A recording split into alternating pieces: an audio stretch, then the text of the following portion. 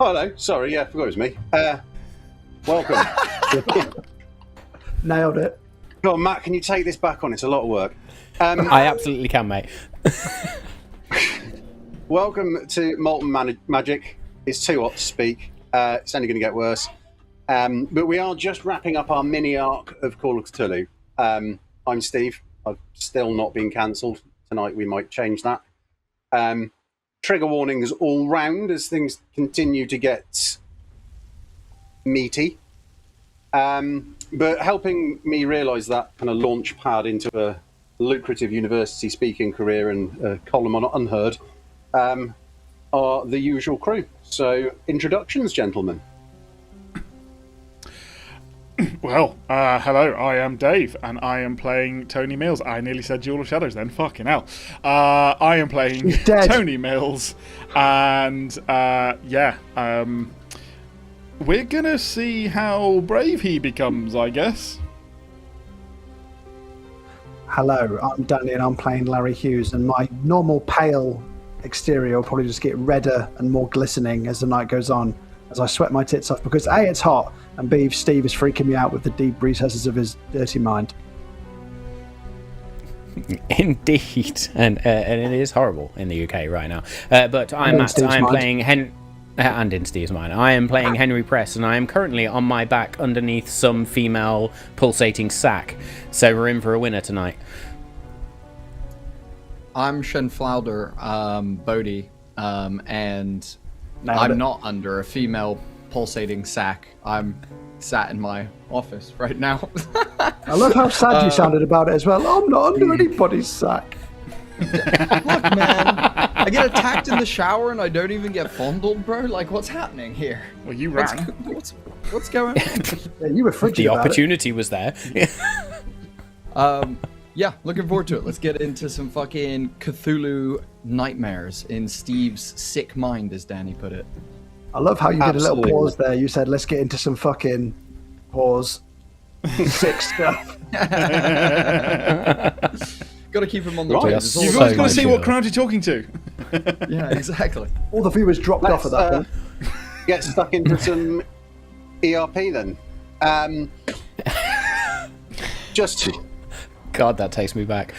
Anyway, just as a recap. So, after the unfortunate and suspicious death of much-loved widow Margaret Barron, our party of local losers have uncovered a side to Little Tregaw that they'd never expected.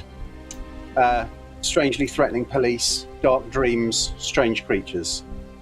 Having survived nightmares and shower time attacks by flesh spiders, and an IBM ThinkPad running on ISDN, the party decided that it was time to split. Half headed to the Lighthouse Keeper's Respite with the intention of asking questions of the proprietor Barry Cameltoe, and the other half headed to Little Tregaw Mining Museum to find out what the fuck's all going on there. Not satisfied with this, the museum contingent then decided to split themselves further. At the pub, Barry revealed the existence of the lighthouse below and tasked Henry Press and Tony Mills with retrieving something called the Stone of Bone. Chasing after their friends through a storm of increasingly unnatural aspect, they arrived to find Shen Flounder on the roof and Harry Hughes flat on his back with a concussion, courtesy of an unfortunate climbing accident and stray roof tile. Attempting to join Shen on the roof to enter the private area of the museum via a skylight, misfortune struck again. Tony and Henry fell through the roof, finding themselves trapped in the back office area with the rapidly pupating remains of the receptionist and town whore, Gladys Quim. The... age 73. The storm is here, and as lightning strikes with unsettling frequency, the only thing for the party to do is retrieve the Stone of Bone and get it to the Lighthouse Keeper's Respite. So, we will start with Tony and Shen. You are standing standing next to the open skylight window. The wind and the rain are hammering into you, and you hear two very loud things at once. One is what sounds like a loud crashing from the other side of the roof, and the other, barely a split second later, is lightning striking the highest point in the area, a telegraph pole maybe 20, 25 feet from where you're standing. Sparks fly. There's a scatter of like burning shards of wood pattering around you to smoulder in the rain on the rooftop. And you are very, very aware that you know exactly what the second highest point in the area is. What would you like to do? Shen, I think we better get inside. You're muted, mate. The thunder drown him out. Tony, you are definitely the second highest point up here. Let's get inside. I agree wholeheartedly. Is there a way of getting in other than the roof? I need to make this point before we get too much into this. Are we allowing Shen in here, given Gladys is 73 and that's apparently his perfect age? Wow. Continue.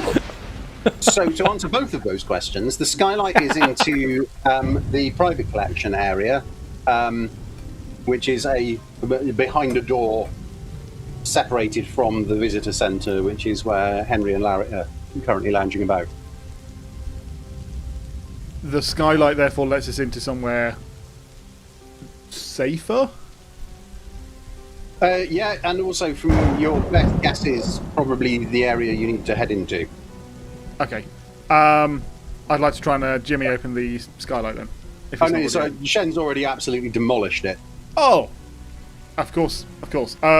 Right, I will try and hop down in.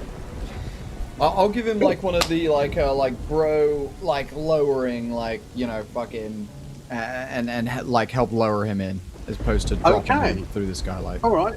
Well, in that case, I will allow this to be a strength check rather than a dexterity check for you, Tony. It's about a 12-foot drop down, so it's not like just lower yourself. Okay. Forgive me, I'm just completely managed to shut down my thing. So, strength check.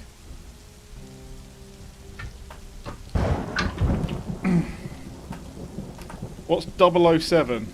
Apart from Bond. 7. Nice. 7.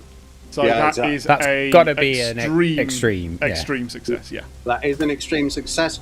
You drop down like a cross between the love child of a cat and a squirrel. You land softly, silently, not so much as a wobble, which is good because you're surrounded by display cases. Shen, your go. Just as a polite and sportsmanlike reminder, you do have a moderately badly injured foot. Oh yes, you are. Hey, all fair and love, Federation rules over here, so we're all good. I will amputate it. As a doctor, I will reach into my bag, pull out my hatchet, and no, I'm going to. So I've lowered Tony down. I'm gonna be like, "What's in there? Henry and Larry are making a lot of noise. Get your fucking ass down here!" Oh, okay. Probably thinking that actually Tony should have helped Shen in, but Shen... I don't know if Tony does know that Shen has hurt his ankle, actually. I will, I'm gonna... I imagine along this roof there's probably some, wiring and stuff. I'm gonna, rip the, wiring away from the roofing, tie it around my waist, and then, I'm gonna try and just drop in... the fucking Tom Cruise style, and drop in. I hope this goes wrong. Okay. I'm going to wrap electrical cables around my waist. Electrocute yourself, snap yourself in half. Hey, they're still insulated. They still got the rubber on them. I'm good. Bruise your liver, and also hit the floor at tremendous speed. We've got so much faith in each other here. I love it. Okay. So, I don't know what kind of check that's going to be. That seems like... Look. Feels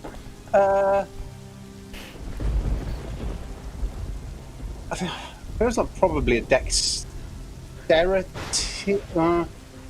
dexterity... no, make me a dexterity roll first to determine whether you get a bonus die on the check that you're actually going to make. This is how well you've managed to tie electrical cabling around you. All I can think of is Simon Pegg in one of the Mission Impossible movies. He's like, "And I'll catch you." That's the one where he's climbing the tower, isn't it? Regular success. Okay, so on that basis, I think you can probably make this as... what's your current luck? 55. 35, okay. You can make this as a luck check, but with a bonus die. Oh, shit. Which is really about whether the cable actually holds rather than anything. You've secured it well. Extreme, baby. Extreme. Keeper. Hmm? I must interject here because I got absolutely roasted about this particular mechanic by one of my friends, and that's you cannot use a bonus die on a luck roll. I believe. Oh no, sorry, you can't push luck rolls. That's what he's told me. I've just looked at it. I will shut the fuck up. I'm going to get back in my box. Yeah, Why are you trying to kill me tonight, bro? I'm not. It was just I got literally all I heard from this one person for about 20 minutes the other day was, "You can't do this with luck rolls. You can't do that." I was like, okay, all right. I appreciate it, mate. Like, we'll correct it. You're pushing your luck roll, mate. Why don't you fuck off?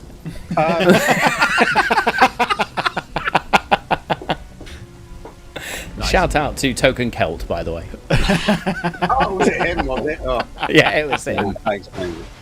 He's a good guy. You know who really. you are. Yeah. Absolutely. And we'll get him on for the next one. We will.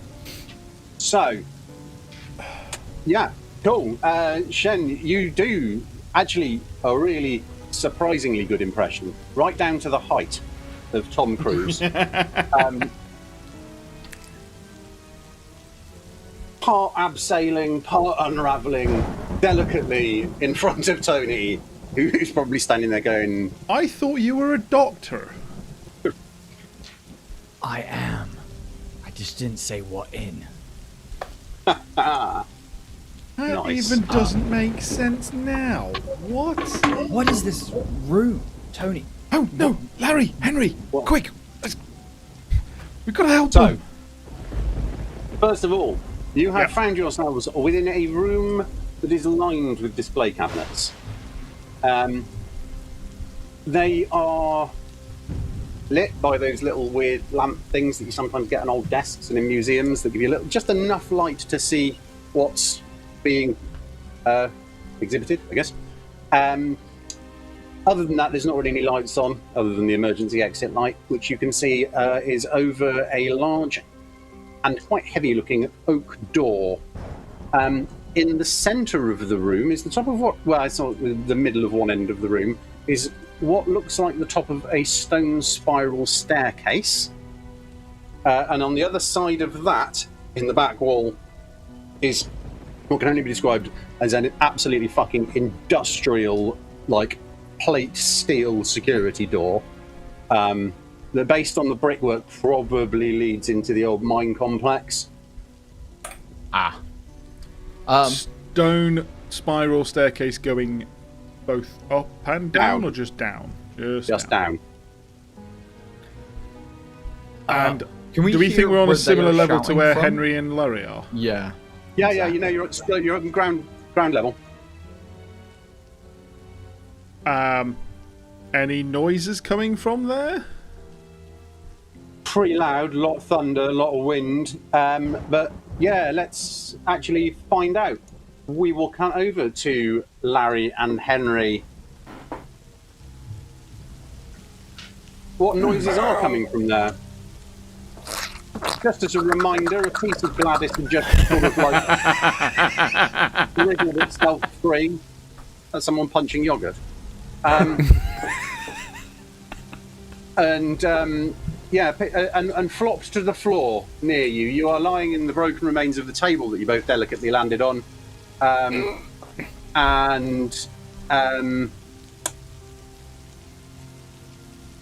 As you descended, I believe we mentioned that you went past the key rack, although maybe not the thing that's caught your attention most. You've got probably a matter of seconds to decide what you are doing. Is she approaching us? So there's an open door that goes out into behind the reception desk. That would involve kind of going under Gladys, but she's still mostly attached to the ceiling. There's what appears to be a table with some like tea making facilities and stuff next to a closed UPVC window that obviously leads outside. Other than that, not a lot going on. This thing's just plopped off. Henry, I reckon I can distract you and you can steal those keys, like we did at the police station. What keys? The ones we want to scratch my ass as we fell in. On the wall. Dead. Can I see if any of the keys are useful? There appears to be a ring. I'm happy to do that with a penalty. Oh, a ring of keys. Yeah. Okay. I'm gonna get to my feet. Struggle to sort of climb out of this broken desk. I will also get myself to my feet because I'm going to try and charm the pants off of Gladys. As a distraction.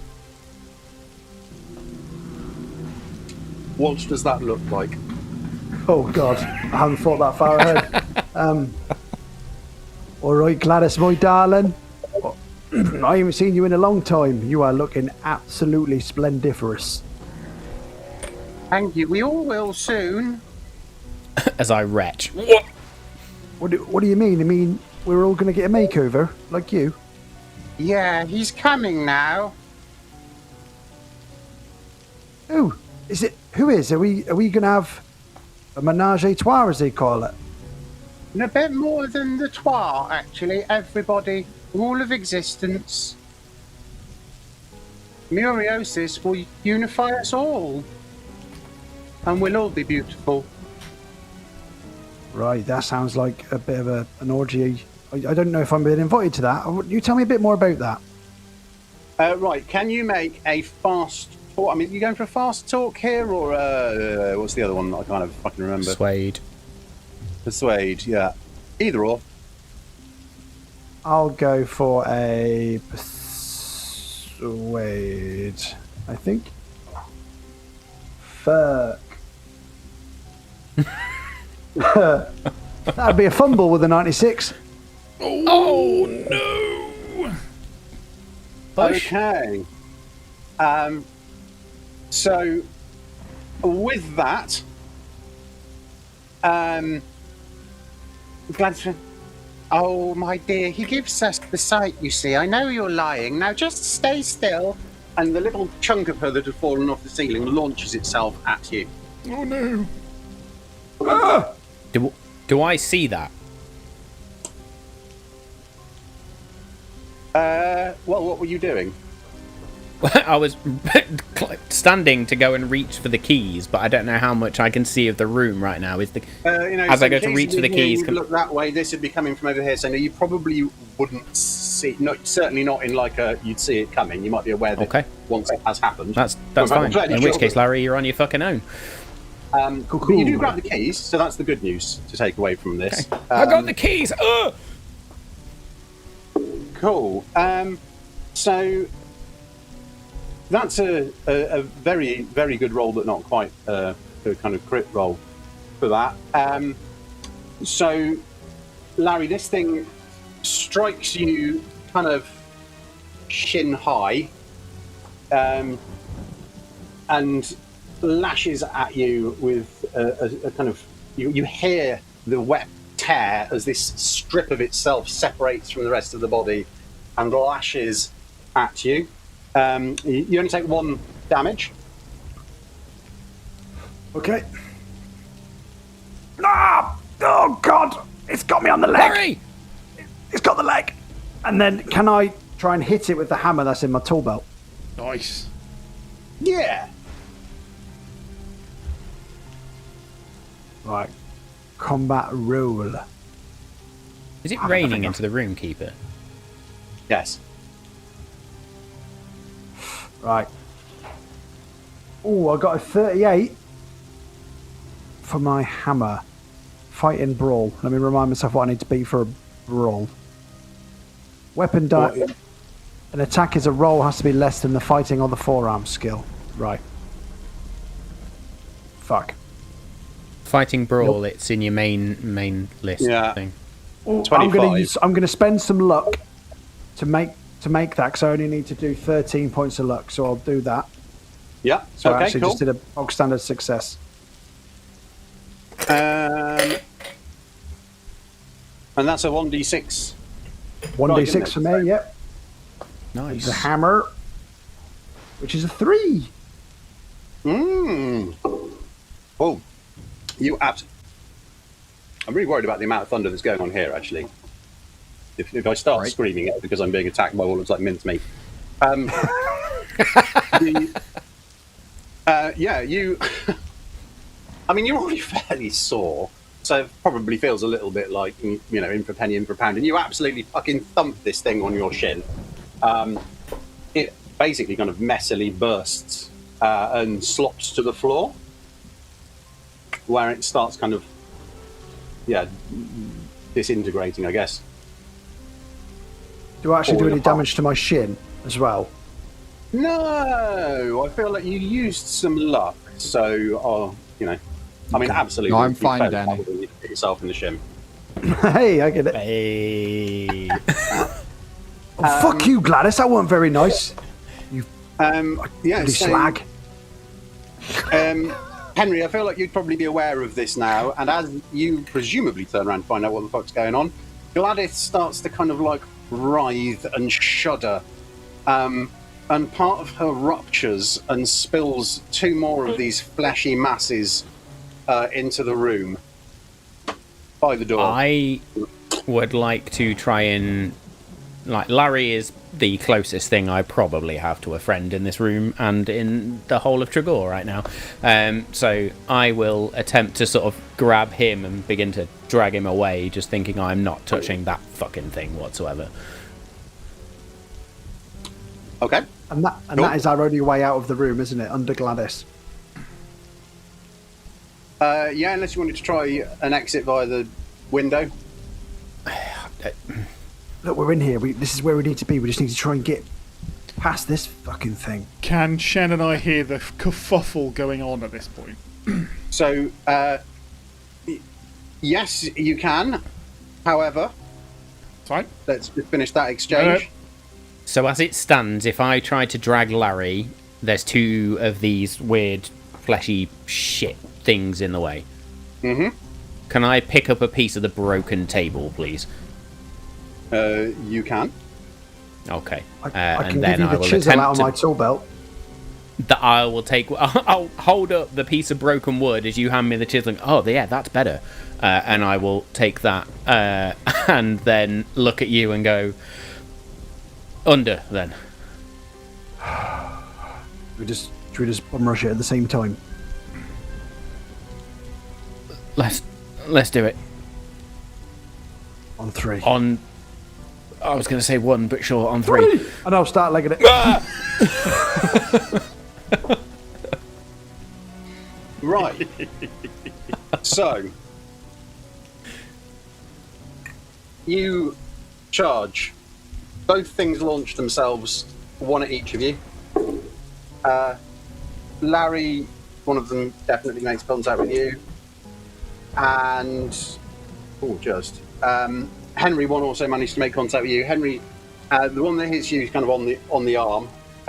You feel like it's maybe trying to actually knock the chisel out of your grip. There's a degree of intent to this. Larry, it's probably aiming for your arse as you pass, to be honest. Bit of a tap. So... I love that. Ooh. Okay, so... Larry, you take another 2. Ooh, okay. Henry, you take 3 damage. Oh, shit. And you feel this, lash-like appendage strike. Part whip, part needle. And rather than drawing away from you, there's a moment of pressure as you feel the tendril, tense and pull itself inside the wound. There's a moment of searing pain, followed by this kind of sinuous sensation around the bone in your forearm, and then a numbness.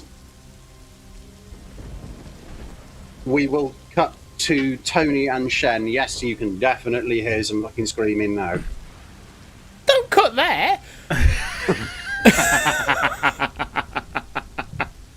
Okay, so Tony's just going to be like, Henry! And just run in the direction of the screaming and the noise.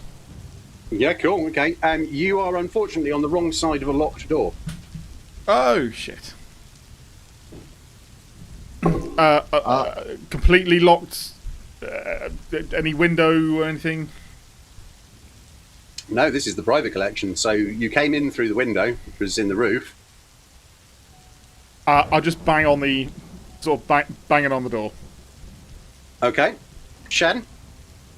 I think while Tony's off doing that, Shen has unraveled himself from the electrical wires, which he's going to point up. Probably best. And then he's going to he's going to start and actually, yeah, you know what? I'll leave the frayed end of the cable dipping in the rainwater that's on the ground.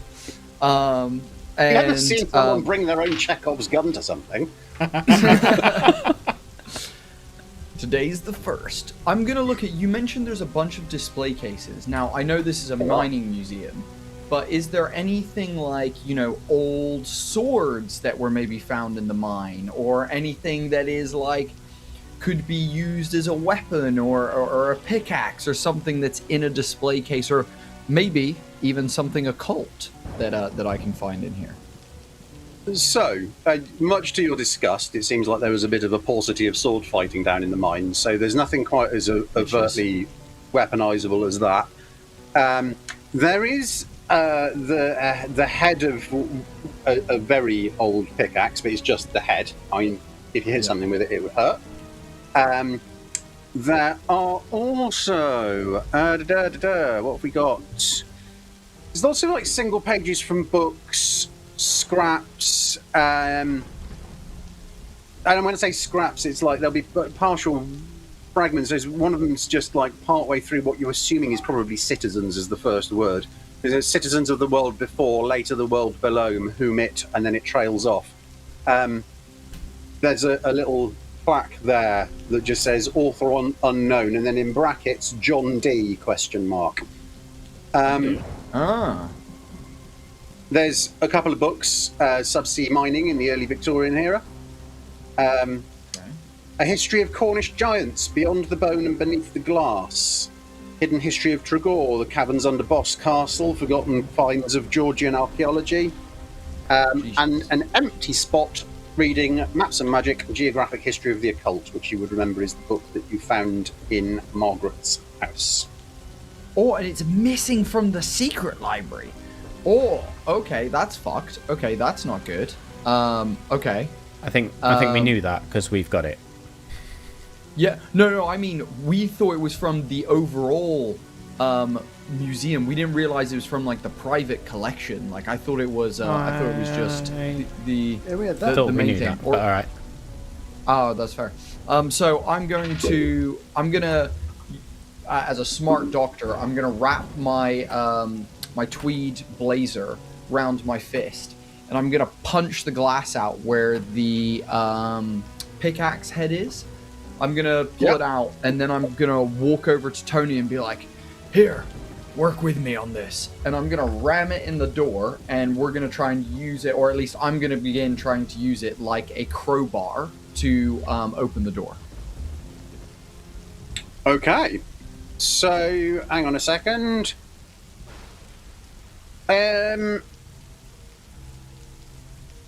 Tony, what are you doing in response to that? I think probably turning back around, looking back into the room, and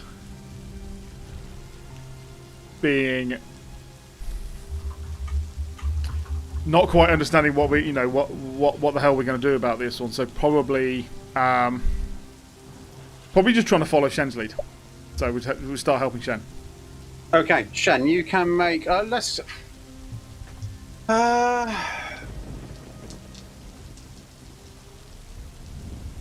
You can either make a strength with a bonus die, or we can turn this into a fighting brawl, which I believe is pretty good for you. So, yeah, I was gonna say like a brawl or power or something like that. Yeah, I like it. I will. I'm basically helping Shen on this one. Is that right? Yeah. So that is a regular success, 73 on an 85.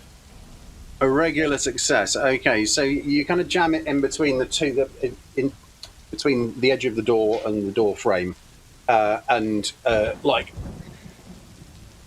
the first attempt is quite clear. This is an old pickaxe. It's not in particularly good nick, but you manage to just about kind of like jam it in enough that you've got the end wedged in there.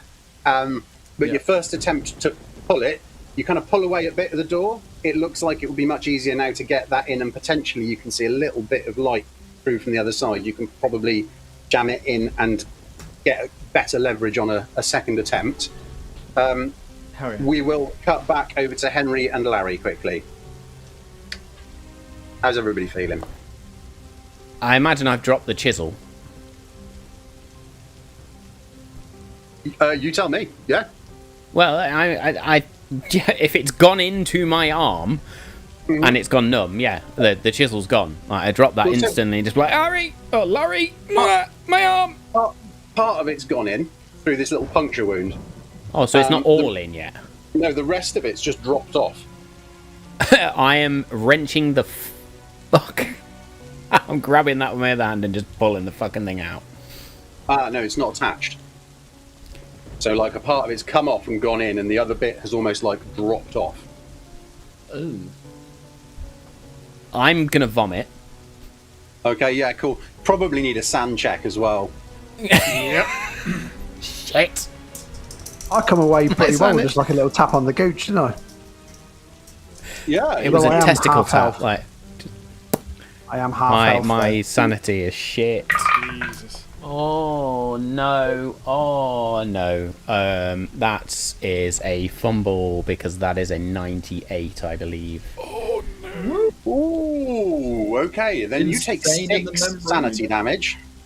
Oh no. I'm pretty sure if I take more than 5, I'm fucked. You get temporary insanity, which I'm now going to not at all quickly read up on while you describe your reaction. I imagine then, as that goes into my arm, I'll drop the chisel and I'll fall to my knees, scream, inhuman scream in that moment. As I go to grab my arm, the chisel's just discarded somewhere, and just hold my arm up to my face, screaming at my own hand. Yeah, cool, okay. Which works because temporary insanity means that I get to now take control of you and decide what happens for a short period of time. So you do that. You look around, Larry. You see Henry's face. His eyes are not focused on the room at all. They are wide. It's literal blind panic. He kind of like stumbles out across the back of the desk area into the main bit, careens off of another one of the weird keyring stands that they've got all of those places, and just like makes for the front door. Starts kind of like babbling to himself and like tearing at his arm. What are you doing? So he's making a bolt for the door we want to get out of anyway. No, he's made a bolt out of the front door. And I will say that en route he dropped the ring of keys that you need for the inner door. So as got close to the door, I thought we're going to make it. I hear him have an absolute existential crisis. I'll turn round and I'll be like, "Where are you going, Henry? Fucking hell, you dropped the keys and everything." So I'll kick the thing that hit me in the ass, pick up the keys, and then try and grab Henry to drag him back the way we should be going. I would also like to add that I have lost, with that exact number of 6, 1/5 of my current sanity, which I believe gives me an indefinite insanity. Yes, it does. fuck. Fuckity fuck. I was already on the edge. Yeah. Oh. Yep. Okay, so indefinite insanity. Happy for that to be a mania. Yeah, I was going to say you develop a phobia or a mania, don't you? Or a disorder, yeah, one of the options. Disorder. You get fucking a bit of dyslexia and you fucking walk out of there fine. Suddenly can't spell a fucking thing. Yeah. He really loves fucking trains now for some reason. It's the Hang on, 90s. sorry. It's the 90s. Can we clarify That's not that dyslexia. sentence? Yeah. Yeah, where the comma is in that sentence. Yeah. You don't know, Mac, because you're dyslexic. Actually, is the problem. Also, can we just shout out the English language for giving one of the hardest words to spell the disorder that you have? Yeah. It's almost like dyspraxia as well, isn't it? Yeah. Just the whole lot is fucking stupid. Yeah. I'll let you choose. Would you like a phobia or a mania? I would like a mania, please. A mania. Cool. I'll take a mania, please, Carol. Absolutely fucking perfect. I rolled a 48. Oh no. You have hydrophobia. Oh, what? Bollocks. In the rain. Which is perfect because you got So- that from the creature. That moment, Larry, you see Henry come screaming back into the building. What are you Sorry. doing? Water! That's just like What the being on a fuck are you raging scared of the ball. rain for? You were the best swimmer in school. Just gone. Right, channel it through that door. Just channel whatever you're doing right now that way. Right, I'm done. Actually, Larry, do you want to make a persuasion roll? And because somewhere in the depths of whatever's left of his psyche, Henry considers you his best and probably only friend, you can do this with a bonus die. My pupils are like piss holes in the snow right now. Right, are you ready for the best persuasion roll you've ever seen in your life? Actually, 98. oh, I got a 16 and I needed a 10, so I'm going to use 6 more luck points to make that. Yeah, cool. Okay, Henry, you hear these kind of calming words from Larry. You remember the import of what's going on. Still not very happy about water and the fact that there's any nearby, but your kind of eyes refocus a bit, and it's more of a like, right, your job to do. Like, Is my arm still numb? yeah. He's asking for later. So I imagine one arm is just flopped down by my side then as I just sort of look at Larry and goes, the stone. The stone. Where's the keys? You've still lost your mind. What the fucking stone are you on about? Baz, Barry, Camel Toe, the stone. You told us to get the stone. Right, I'm going to need a bit more context than that. The stone of bone. You're just saying words, mate. Let's go. You told us to retrieve it. You were there, weren't you? No, I fucking fell off the roof, remember? You found me in the gravel. Yes. Oh, shh. You sure you're not concussed? Why am I the only one making sense? Larry, Tony. uncomfortably Tony. close to your head, another chunk of meat flies from behind the reception desk and slams into a nearby window. We need To to get me? the keys. We need. Gladys, fuck off, will you? I'm trying to have a moment with my friend. Camel Toe told us we have to find a stone. It's in the mine. Need to go back to the lighthouse. That will save us all. Right, that makes more sense. Let's do it, and I'll pick up the chisel and chuck it at Gladys. So we can try and run out of the room. Great. Gladys is Okay. going to fall from the ceiling and kill us both. Well, no, so she's still inside the back office. Although, Donny, you should mention that. There is Shit. a wet tearing noise, and something dark falls past the door frame, and there's a loud slappy, splatty noise on the floor. You can't see it because it's on the other side of the reception desk. Water. Tony, Shen, I'm assuming you're continuing with your attempts to unlock the door a less orthodox way. Yes, absolutely. Same again, then. I will assist Shen. Ooh, baby. Does that mean I get another die? Take your bonus die, yeah. Beautiful. Okie dokie. So that is a regular success again. Yeah, cool. Okay, so you managed to prise this door open. There is a very fucking loud crack. As the wood around the bolt gives before the wood gives. Before the bolt gives. You pull it open. You do this in time for Henry and Larry. Like you see Larry's just chucked something. You hear this horrible splattering noise just about over the sound of the storm. Lights are starting to flicker with the electrical discharges in the area. You are all, however, reunited in a sense. So, what would you like to do? Guys, are you all right? You fell through the roof. You're right. Something's happening to Henry. He's not quite right in the head. He's all of a sudden scared of the rain for some reason, and we've both been attacked by these fucking creatures. I'll point over to presumably seeing something. I was like, get in. I've seen one of those. The bit that Matt cut off. I'm gonna grab hold of Henry and pull him through the door. Again, run towards them. Resisting. Grab hold and then pull through the door.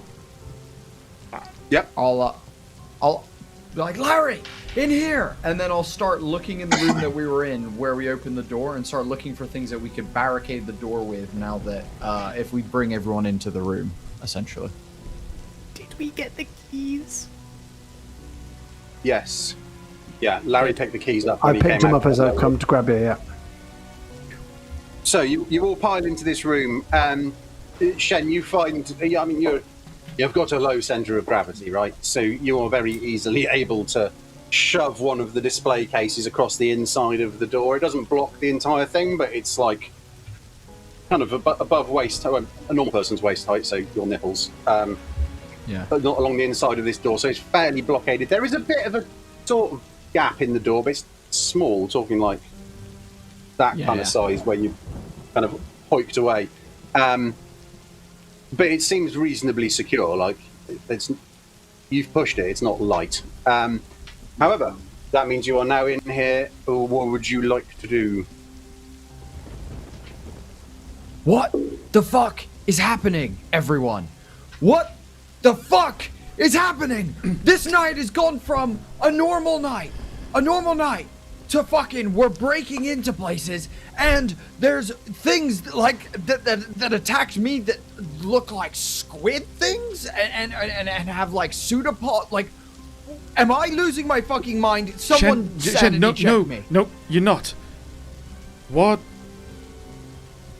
Something is weird with the whole town, like nearly everyone, but all we need to do is find a rock, a stone of some kind, green glass with bone in, and it's stone in of bone. The stone of bone, and we need to get it back to Barry.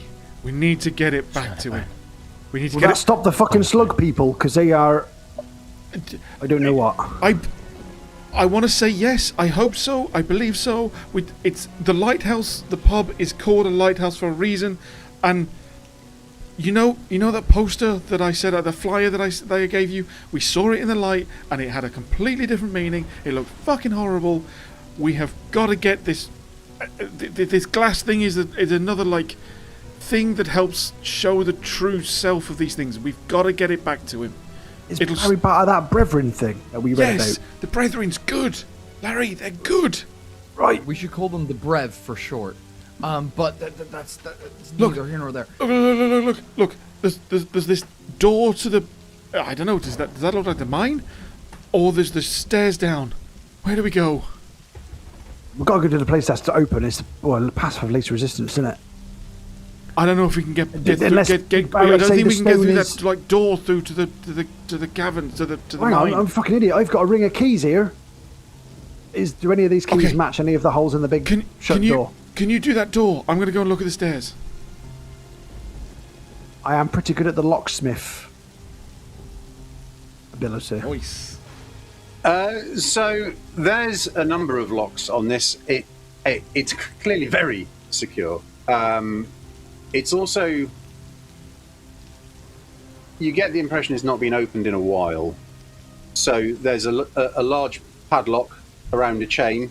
There's also some old, like they are pre-Yale chunky locks, like deadbolt lock. I could get a shed. Two of those. And there's like a probably the thing that gives you the most concern is a big latch, a metal latch that's classed in, and you're not sure how movable that is. But you start sorting through the keys, trying to find appropriate ones. You make a luck roll or an intelligence roll, whichever one's better for Larry. I wouldn't want to speculate. And while you're doing that, Tony, you said you're looking down the stairs, yeah? Is that right? Probably how big is this room with this like collection? Yeah, not massive. It's probably 25 foot wide, 20 to 25 foot wide, and probably a bit longer, 35 foot long. Okay. Yeah, he's going to go to the stairs and look / maybe take a couple of steps down. Just does it lead to like another room of antiquities?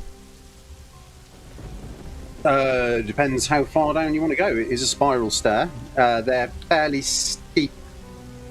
The middle of the steps are worn slightly smooth into like a groove. Yeah, probably enough that he can kind of I don't know. Can he get to that point where he can sort of see a crack into lower down, if that was the case? Yeah. And still see this room. Like, he doesn't know whether it's just down for ages or whether it's literally block of concrete and then there's the next row. So you get a line of sight around the corner. There is almost like a ye olde prison iron gate instead of a door. Okay. You can just about see beyond that. There's a pull cord and a free hanging light bulb that's not currently illuminated. And other than that, the room, you can't see this beyond the fact that it clearly extends to the left and the right of your field of vision. Locked gate steel gate of some kind. Yes. Fine. He's going to run back up and go, look back up at the room and then be like, I gotta hope we're this lucky. And he's going to start looking around the room for that the stone of bone, whilst also trying to describe it in such a way to the rest of the crew. Again, Larry being slightly out of it, so he's going to be like, guys, just look for anything. Look for green glass with bone in it. Anything that looks weird, maybe it's getting off a bit of light. Just look for anything, and he's going to start looking around the room. Okay. I think instinctually, Shen will go over to Henry and start kind of checking him over, because Henry seems really fucking out of it. And almost as Shen is thinking about like ways to help these people in like just the chaos of the night, he's like instinctually checking Henry's pulse. He's, checking your eyes, Henry, and with a little like a pen torch, and is seeing like if your eyes are reacting, and he's probably then looking at that wound on your arm as well. At the arm, as you grab it, I imagine it's just floppy as fuck right now. I've got the most flaccid arm going. Yeah, it's not like floppy. It's almost like kind of one of those dog toys, the rubberized ones. It's not like completely rigid like bone should be, but it's not floppy. It's definitely, there's a bit more of a kind of spring and a bounce to it than there should be. And actually, when you move it, there's a sort of a sensation up nearer your elbow, that kind of like slithering, and it's very much it feels like it's around the bone, and then there's again the numbness. I'm gonna be like, Henry, there's something in there. Larry, guys, Henry's got the same thing Margaret had. But it seems to be spreading up his arm. We need to deal with this quickly. I guess Tony's probably been part way through the room and then just suddenly hears this and just goes over to go and help them. Fine. Yeah, you've not found anything so far, Tony. Larry, what was your luck roll or intelligence roll for the? That will things? explain why I failed with a 93. Then, if Shen calls me back to Henry. Okay. So you think you found one of the keys? You stick it into the padlock, and it shears off. And you try and like. God, I'm not having a lot of luck over here. And then I'll hear you say about Henry, and then I'll come back over to the group, abandoning my door quest. I will like place my hands around where the thing is kind of trying to slither, almost like using my thumb and forefinger as like a tourniquet to stop it moving further up. And then I will be like, Larry and guys, look, as you can see, there is something in here. We are going to need to hold him down and get this thing out of here. All right. Shen, if you know what you're doing, yeah, fine. Henry, lie on the floor. Can I make any sort of check to see if I get a moment of clarity? I don't know if that's a sanity check or whatever, but... I think I'm going to say there's two things here. Yes, you can. Actually, you're surrounded by people. Again, Larry's in the mix. You seem to trust him. You can have a bonus die on your sanity roll. However... Yeah? You've been asked to lie down on the floor where there's rain streaming through the roof. And you have hydrophobia. As I'm asked to lay down on the floor, no.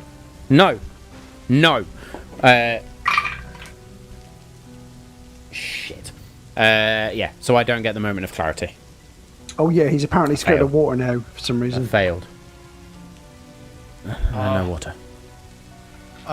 Cool. I'm gonna open my doctor's bag, my medical bag that I carry with me, and I'm gonna like pull out some gloves. I'm gonna pull out my scalpel. I'm also gonna pull out like a chew toy that I keep in my bag for Margaret's dog. And I will. He was never a surgeon. He was a vet. And then I will put it is it in one of those Henry's ones that looks mouth. like a bone, but it's only got the knobbly bit at one end? Sure. I'm gonna put it in Henry's mouth and be like, bite down on this. Larry, Tony, you guys have got to hold him still. Yeah, I'm gonna hold Henry down. Not down, but hold him because he's just standing up. Yeah. And then I'm gonna look at Larry and be like, "Where's your flask? I know you've got one on you, Larry. You always do. Where's the flask?" It's in the van. Fuck. Okay, never mind.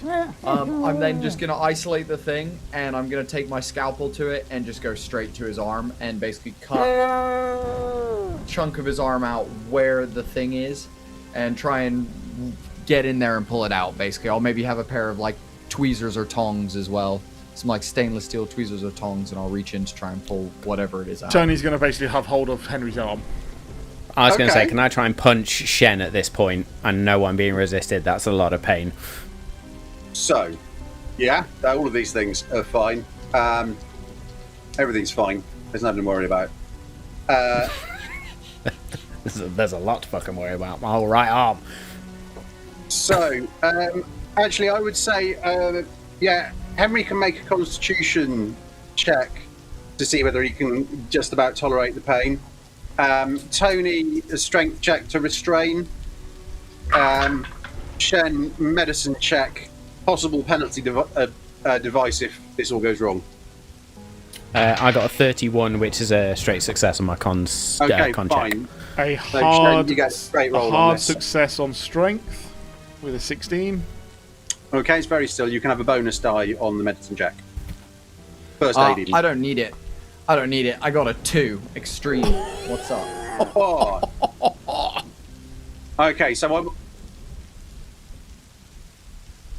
I'm struggling to find a world where there's not at least 1 damage done through slicing into Henry's there's arm. got to be. Yeah. However, of on a course. 2, it is only 1 damage. I'm a You professional. very successfully locate the thing. You got a pair of tweezers. Can I have a dexterity check? And because you got an extreme on the first one, you can have a bonus die on this. Treat. Ooh. Ooh. Oh no. That's a fail. That's a fail. Okay. By how much? Well, Can you push it? I mean, I could, Yeah, but that's 20 luck. Oh, I'll push it. I'll push it real good. I was going to say push it. Granted, my arm will fall off if you fail, but... Okay. Oh, we pass. Regular pass. okay. So for a moment, as you grab it with the tweezers, you feel like it's about to break free. Yeah. You manage to just quickly twist and like almost flick it round itself and clamp down. You pull it out, throw it on the floor and stamp on it.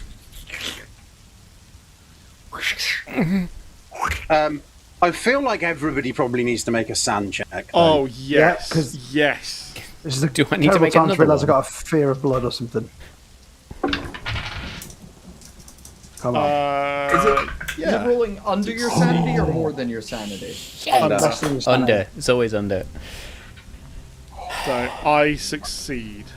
I'm literally Fail. just Henry's in- under by like 2, so I succeed. I Jen? succeed as well. Henry Easy is into the doom spiral of what happens when you start losing sanity, so you only take one more on that. Okay, I would say you quickly wrap something around the wound, kind of I've make got it some as good as you super glue in my reasonably belt. can. I'll pour it into the wound. There's I'm assuming my arm is still rubbery as fuck, though. yeah, it's not like super, it's not floppy, but it's definitely not It's quite not going to get right. any worse. Yeah, That's it's the- not working, basically, yeah. There is a wet thud on the other side of the door that you have barricaded. All right. Right, Henry, what are we going to do if we're stuck in here? Yeah, right. So, Larry, how'd you get on with that door? Well, I kind of abandoned the quest because I come back here to hold him so we can cut Okay, his arm fine. off. There is another locked door on those spiral staircase. It's only got the one lock on it. Yep. It's only got the one lock on it, Larry, and this other one's got like, was it 4, 5? So. What do we think more logical? If this big bone stone thing, is it the sort of thing where they wanted to lock it away really hard to get to? Or do they not? Or it could be a collector's item. I don't know. But Right. how I'll try how the long is it door, going to I'll get try for you to get through that door? I don't know. I snapped one of the keys off in the padlock. I'll try this one first then. Well, then I'll we're try not the getting through easy that one, then, are we? Try the other one. All right. I'll go to the other one and I will try it. And I rolled locksmith. Oh, fucked it with a 62. Right, I'll push it and I'm like, come on, Larry. You know what you're fucking doing. It's a fucking lock and a key. It's not hard. It's very simple. Get your head in the game, Larry. Everyone else is seeing this. Is 37! holding Hey! perfect. Success. He's holding a key on a key ring. The one right next to it, to anybody looking, is like, well, that's clearly the right one. And Larry's like, oh, Larry? shit, right. X key, Larry. Yeah, this one was labelled. Sorry, my bad. So it opens. It's dark in there. The only light that's kind of filtering down is from upstairs. You can just about see a light bulb hanging from a cord in the middle of the room, and there's a pull string on the opposite wall. I'll pull it. Unless it's one of All those light goes disabled on. triangle things. Yeah, so it's a single fluorescent bulb It's lights attached to an in the iron. middle of the space.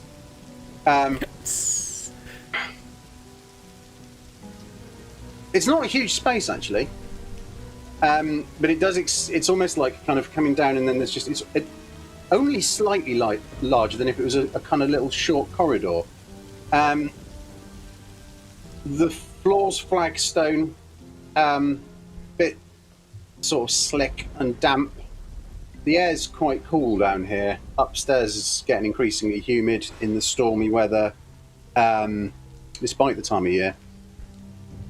There are 2 exhibits down here, one at each end of the room. One of them is what appears to be a open, fairly large leather-bound book. And at the other end is a strange rock shot through with what looks like ivory and glass. Well, we obviously need the book, right? Well, No. I'm obviously going to go for the bone stone. Are we all if down the there stairs now? are wet? Well, if the stairs are wet, I'm not going down. Okay. Tony would be probably right behind Larry then. So you've switched the light on. And Tone, is this what you need? yes. That's it. Right. And then we'll go. Fuck me. We in for a penny, in for a pound. And we'll just grab the book as well and be like, sod it. We're here now. Yeah, cool. And then we'll probably just turn around and then be like, fuck. How do we get out? What do you mean, how do we get out?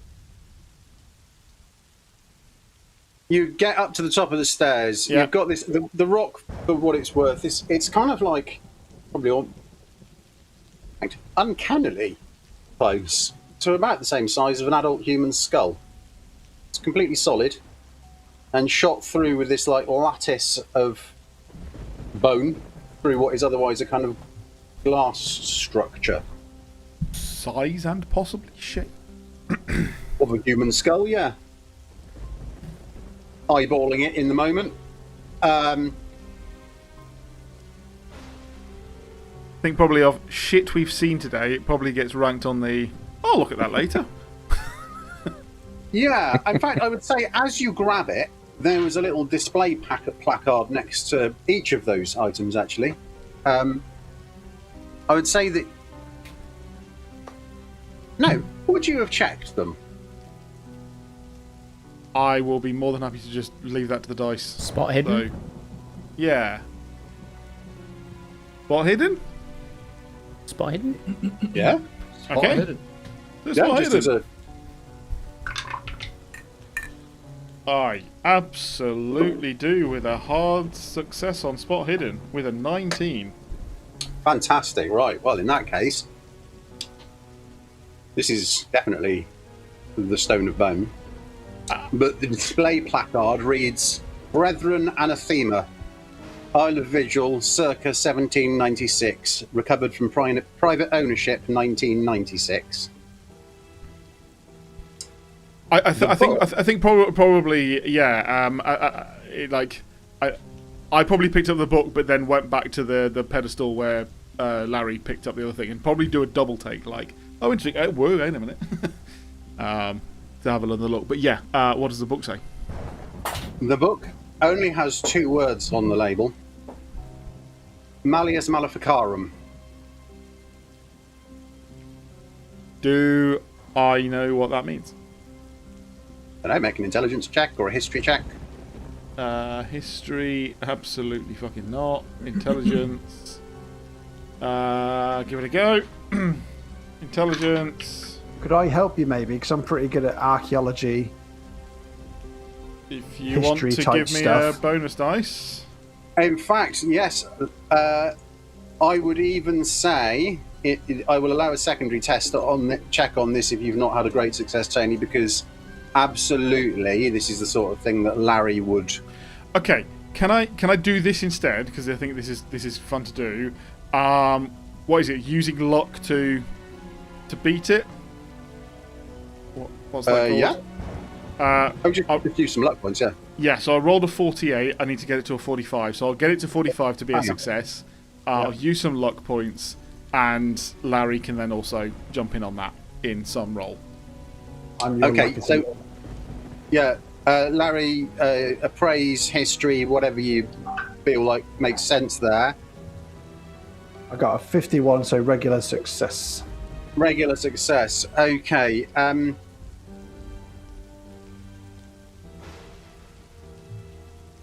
Tony, you have heard of the Malleus Maleficarum. It's a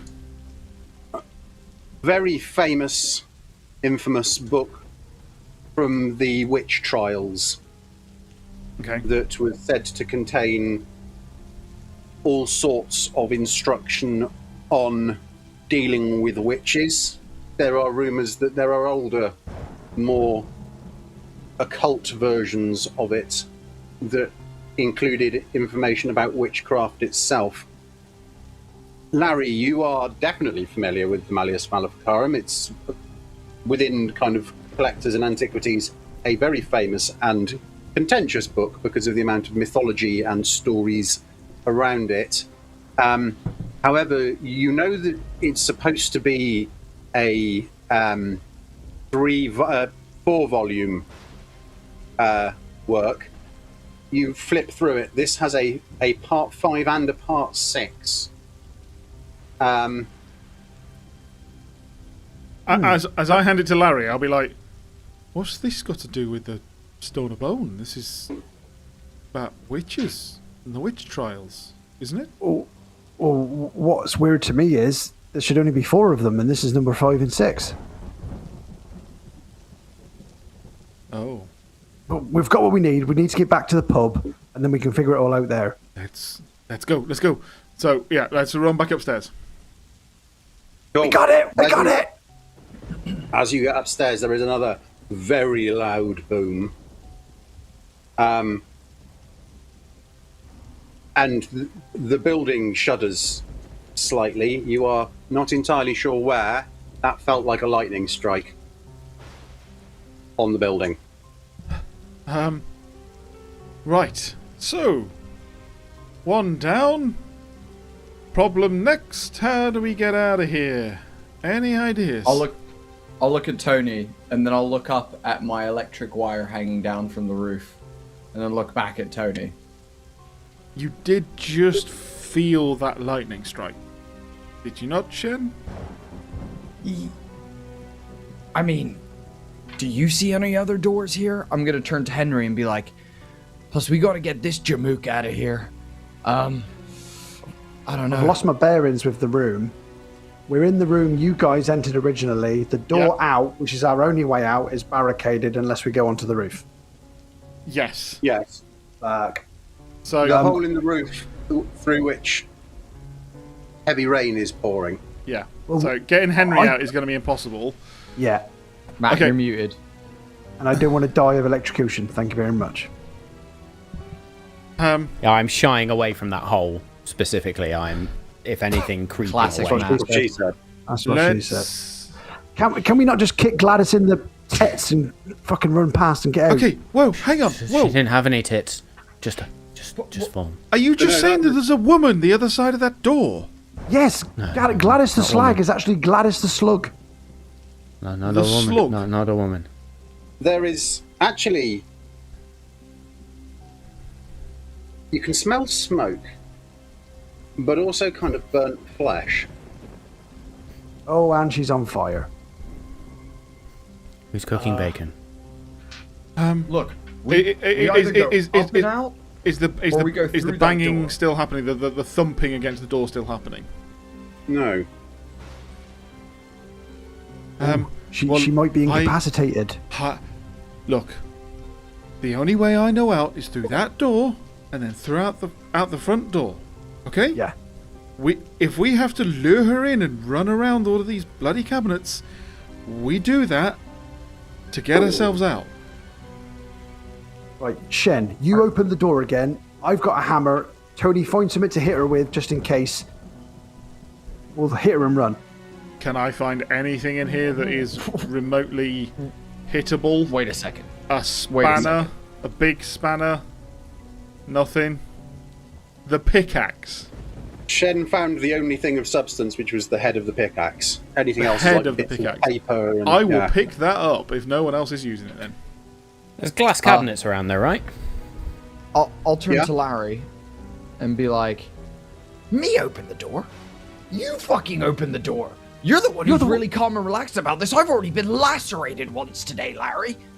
I got fucking attacked in the gooch. You don't hear me moaning about it. What I mean is, I'll look- you're the one who put it there in the first place, so it means you can obviously move it. I'm not strong enough to move that. Oh, fine. Fuck.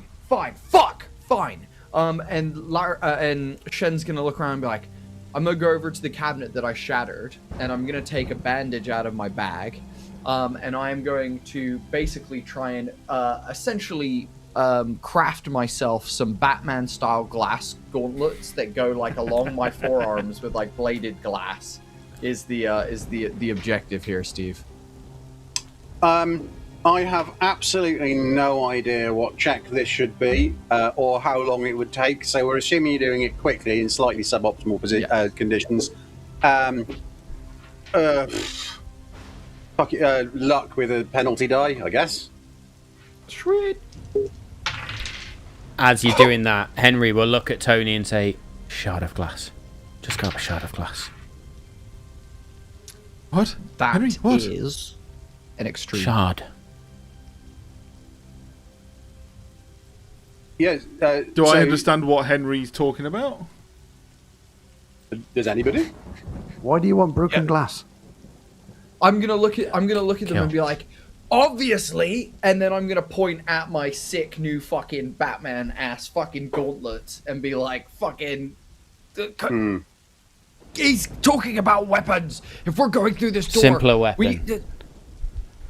There's a metal bin in the corner with a lid. Larry, grab that as like a shield or some shit. We've suddenly become the shittest version of the Avengers going. I was thinking shit version of Teenage Mutant Ninja Turtles, but all right. That'll do. Yeah. Yeah. So okay. I will drop the pickaxe head and I will grab a massive shard of glass. Okay, cool. This can only go well. So before we go to break, let's play out the opening and exit plan of the Operation Get Through door. You're giving us a lot of kudos with plan here, Steve. Yeah. There's not even in a my plot. head, Let's be fair. In my head, Well, Shen pushes the cabinet. So. Shen pushes the cabinet over. The door is open. Slug Lady comes in. We wail on her, hit her with everything we've got, and then literally just leg it through the room. Or she's not there. We open the door and then we leg it out. Best case scenario, she's actually on fire. Yeah. I will position myself at the cabinet, ready for their count to push it open. But my objective is, as soon as the thing is out the way and those two rush in, I'm gonna go over to Henry and do the old arm over the shoulder, or arm around the back, and I'm gonna like assist getting him out. I'm gonna make sure that That Henry arm gets is out. definitely floppy enough to just sort of like. So you're just going to open lacerate the ear. him with all of your arm blades. Yeah? No, it's on the outside. I'm wrapping my shit on the inside. It's all good. It's Definitely I'm never like go a wrong. Beyblade. Never go If wrong. I spin fast enough, I'm like a Beyblade. Okay, so it's gonna be fine. Okay, I'm just going to take it as given that probably works somehow. But so, Shen, you Yep. shove the display cabinet out of the way. Larry, you're opening the door. Yep. One hand And like Tony, this, you're- hammer like this. Right. Okay. Tony, you charge through, bin lid raised. You can definitely smell, well, firstly burning. It appears that the back office area is what was struck by lightning. And you can definitely smell burning flesh.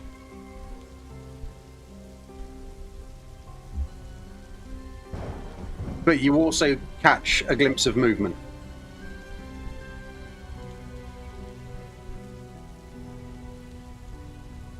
Unfortunately, it's in the reflection of one of the cabinets as something launches itself from the top of the door lintel down towards your back.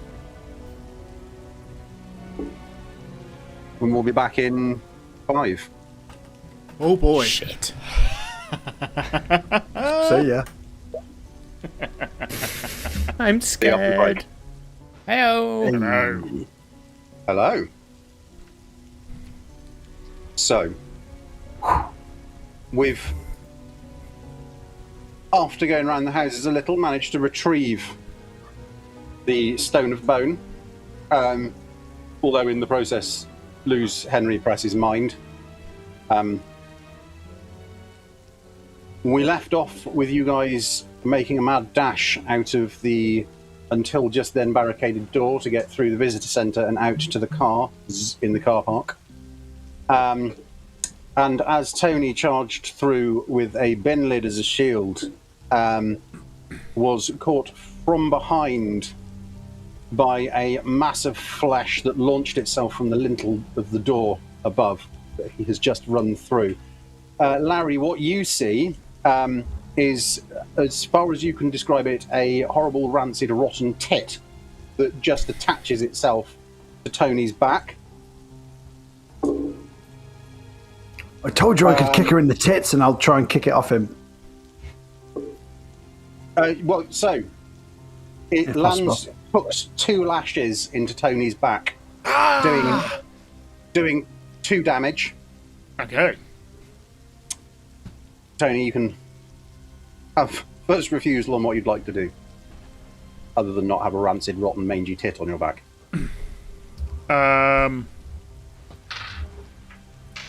I doubt that I can reach it from... I could try. Hell, yeah. Probably just flailing badly with a piece of glass in my hand. Whether I can grab it, I don't even know. It's literally it's a reaction. It's literally a reaction. Yeah, so you kind of flail around, but it's on that bit of your back. You know what it's like. You get attacked by eldritch beings, and you can't quite get to them. Not when you're older. Yeah. So I kind of probably. It's a really stupid instinct, but sort of like slam to the floor and maybe try and Well, interesting. Like back onto it. So, yeah, you take 2 damage as it lashes onto you, but you now chuck yourself backwards. How sturdy is Tony? I wouldn't know. Hang on. Well, let's have a look at it. Size, probably. Size is 40. Size, Constitution 70, though, so you're not like big, but you're probably... I mean, you get out every morning, you're reasonably active. Yeah. Let's say this is a D3 plus 1 for damage, I reckon, because it's a reasonable impact. D3 plus 1 coming up. So that's 2 damage total. Okay. So you land on it, you feel it squelch. Yeah. But you also feel it's still moving. Larry, you're the next person with line of sight. I roll over. As in, you're now on your back with the thing I'm now on my front. I've squished it, and then I've kind of rolled over because that didn't work. I'm going to try and hit it off with the hammer. It worked when it happened to me, so it should work when it happens to Tony. And then, what could go wrong? Oh my god. What could go wrong? I already feel the pain in my ribs. I'm not going to swing down, I'm going to try and swing across. It's still, the ribs on my side are already starting to ache. This is going to be that golf shot off somebody's arsehole, isn't it? Yeah. Oh, I rolled a 68. Against? Where's my fucking fight brawl? Oh. No, that's bad. That's a fail. Okay. It's bad. It's quite a bad fail, but yeah, I mean, I'm not going to inflict further injury on Tony from this, but you completely whiff. Swing and a miss. Yeah, swing and a miss. Larry, get it off! I don't want to touch it! Shen's just shoved the cabinet, so for a moment, what's Henry reacting to all of this? How's Henry reacting to all of this?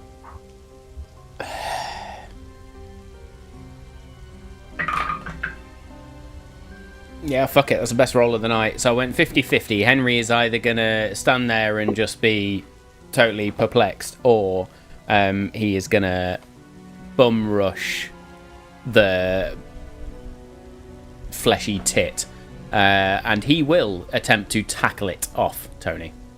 Yeah, so you're going to run, like, tear it off. Yeah, just literally. I mean, he's already been touched by one of these things, and his brain's fucking addled, so he just literally runs and goes, Tony! And attempts to grab it and chuck it off, essentially. Yeah, okay, cool. Brawl, I guess. Brawl? Bollocks. Let's have a look. Hang on, wait, hang on. I say brawl, as if I know what I'm talking about. This is probably... No, you're not punching, are you? You're just grabbing and pulling. So, just literally trying to pull it off, yeah. I suppose this is more about accuracy. You're running through, you're trying to grab. Your choice of strength or dexterity. Okay, I'll choose Dex.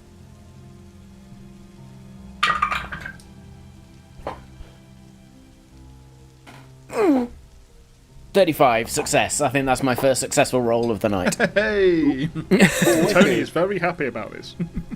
So literally just runs up, grabs the tit. Yeah, you like scoop your fingers under the bottom edge of it and like Yeah. rip it off. There is a bit of a ripping sound as it parts. It's still very much alive. Shen.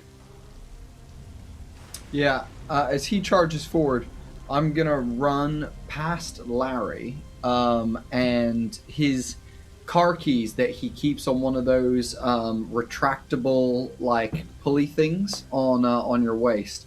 I'm gonna run past. I'm gonna snatch the car keys and then cut it with my like fucking forearm blades and try and essentially grab the keys. And I'm just gonna leave all of these fuckers and I'm gonna run for the exit and go try and prep. Oh, the car. you die first. You die first. I'm out of here. Fuck this shit. Horror dude. movie rules. You've left your mate. You die first. No, sorry, I was gonna carry you out, but you attacked a tit. Fuck you now. Fuck you and the I'm tit. trying to I'm save outta my here. one and only, my two and only friends now. You are making a break for the car, yeah? Yeah, I'm gonna try and basically snatch Larry's keys and then head out the front door and try and see if I can like get the van, like whip the van round to the front, or maybe even like smash through the doors if I need to. Just whatever I can do to get it close enough for the guys to get in quickly. Okay, can you make me a drive auto, vehicle handling, whatever the fuck these things are? Drive auto, auto, yeah. Drive auto, yeah. So I don't have that checked. It says 20%. Am I aiming for 20 or under? That's Yep. it. That's it. 20 or under, yeah. You can't reach your Fantastic. pedals, mate. Can't actually fit in as the I- seat. As I get there, I click open the door, I get into the seat, and I go to fucking reach down for a manual, but this is an automatic, and I'm like, what the fuck? There's just letters. I don't know what any of this means with an 85. I fail. 85. What you do notice, though, is that there's glass over the passenger seat. I'm gonna be like, huh, strange. And then I'm gonna start trying to like rev it and like forget to put the handbrake down, so it's kind of like wheels are spinning and just fucking lots of noises coming from it at this point. There are. And then there's a very deeply unpleasant wet feeling that goes up the leg of your trousers. And you take... you take 2 damage from a thing that it like, rather than lashing at you, it seems to stretch its way around your calf and then constrict itself with unbelievable strength, like a tourniquet, and you can feel it cutting in to the skin.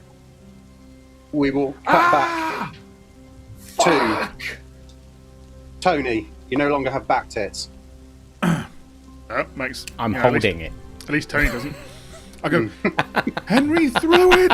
Get it away from me! Are you holding the shard still? Oh no, I'm going to say I dropped that while in the panic of this, but I could grab it. I could grab that again and probably just slice at it. Well, I was more thinking that I am just going to go on top of the shard. I would help you with that as I pick it up and we just meet in the middle. If it goes in my hand, fuck it, I don't care. I was Some just kind of- wondering. Some sort of eldritch docking.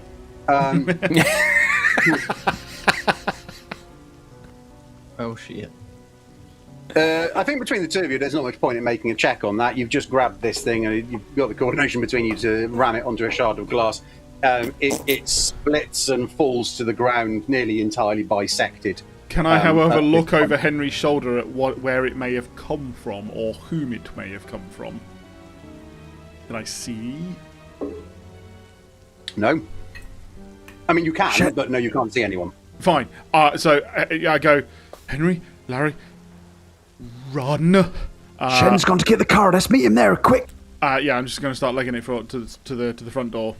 Sorry, did you grab the keys from Tony or Larry? Because I think we both drove. I grabbed them from Larry's belt to go to his van. Okay, yeah. Right. Did you come in the car as well? Yes, as we're running towards the door. Okay. Yeah, the room is starting to fill with smoke. The reception desk back area is now very much on fire. Okay. Although burning more slowly due to the amount of rain coming through the hole in the ceiling. Tony, Larry, you run towards the front door. Henry, what are you doing? I would probably get as far as the front door, skirting any rainwater, and then stop.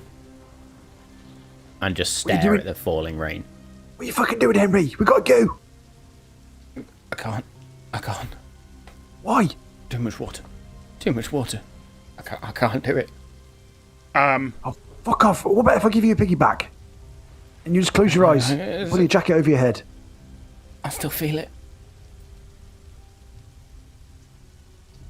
Can Tony get to his car and start it? Yeah, okay. So, Mad Rush, you jump in. Yep. We'll have a drive auto. Firstly, it's your car, so with a bonus die. This is to do it quickly. I'm not expecting you to have forgotten how to drive. Let's do it quickly. So it was a success, and it's a success. Yeah, cool. Okay, so you jump in, you key the ignition. It starts. We will cut to Shen. What is going on in your trousers, mate? I like to think that as Larry kind of arrives at his van, you just see the van kind of like shaking a little bit as Shen is like writhing around trying to fucking pull this thing from under his trouser leg and try and get it off. It's like, fuck, help, oh my god. And I will just be I'm just nothing more than just trying to get it off, really. I will I will have left Henry and said, I'm not going to leave you. I'm coming back with a car, whether it's mine or Tony's. And I'll run to my car, see Shen having a fucking horrible time, and just go, okay, we're taking Tony's car, and just leave him. No, I won't. I will obviously try and rescue him while I'm there. What are you doing, you daft bastard? There's something in your car! And I'm gonna like pull up my trouser leg and just fucking try and like, with the glass shards on the outside of my arm, I'm gonna try and just stab at it and my leg, just try and puncture anything and everything that's there. Okay. Well, so brawl.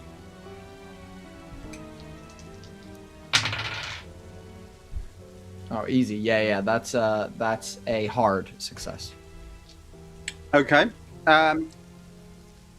This is fairly indiscriminate, so I feel like. But you're also armed, like very literally armed. Let's go 1d3 plus 1, similar to you wielding a scalpel, really. You know how to cut things. Yeah. You strap it to your arms, but. Hey, that's 3 plus 1 is 4. Cool. You take 2, it takes 2, but you slice through it and it kind of like springs loose. Just flops around in the footwell. Cool. I'm gonna like stamp on it, open the door, kick it out, and then be like, are we getting in this fucking van or are we getting in the car, Larry? We're taking Tony's car. It's not got monsters in it. Fucking come on. I will climb out of the window instead of fucking opening the door and then fucking like try and like just get away as fast as possible. Crawl into like, just start like crawling backwards towards Tony's car.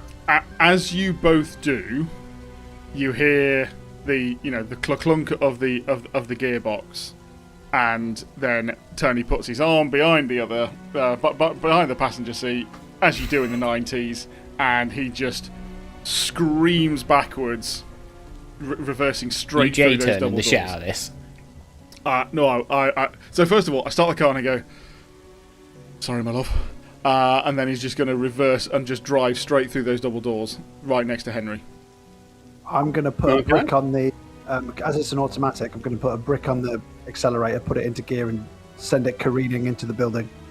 Yours? Once Henry's out of it, of course. Fucking hell. Let's make that clear. Oh, right, okay. The order I do things in. Holy shit. I've got 2 cars coming at me.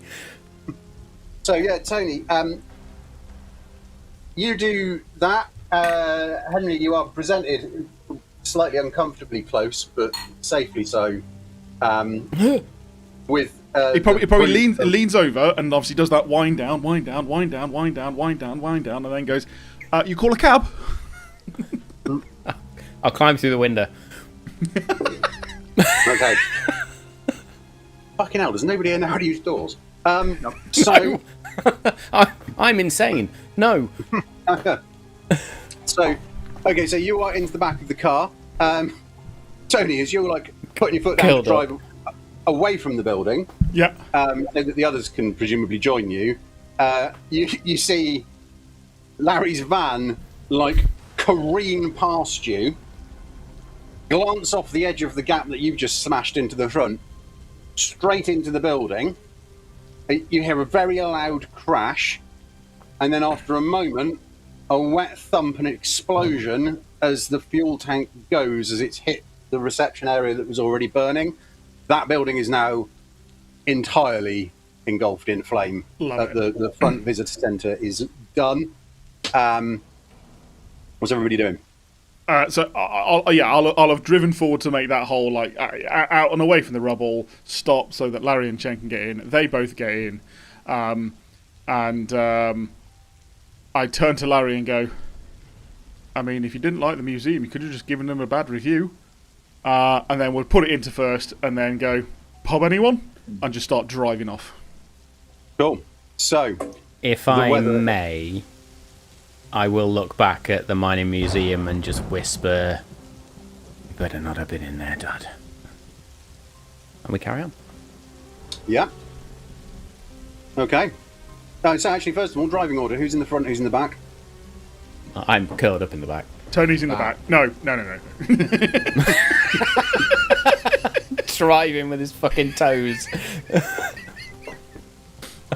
I actually think I think Shen clambered in the boot just as there was chaos going around, and it was the easiest place. So I'll have clambered into, like, I imagine it's, you can peer over the seat kind of thing, and I can poke my head up. Okay. Like, over the back seat. Okay, fair. Yeah. I'll be in the back with Henry because he's obviously in a bad way. Okay. Okay. The storm is beyond anything that could be considered natural or normal. The wind gusts cause the car to almost tilt onto two wheels on the far side as it's picked up in these gusts and buffeted around.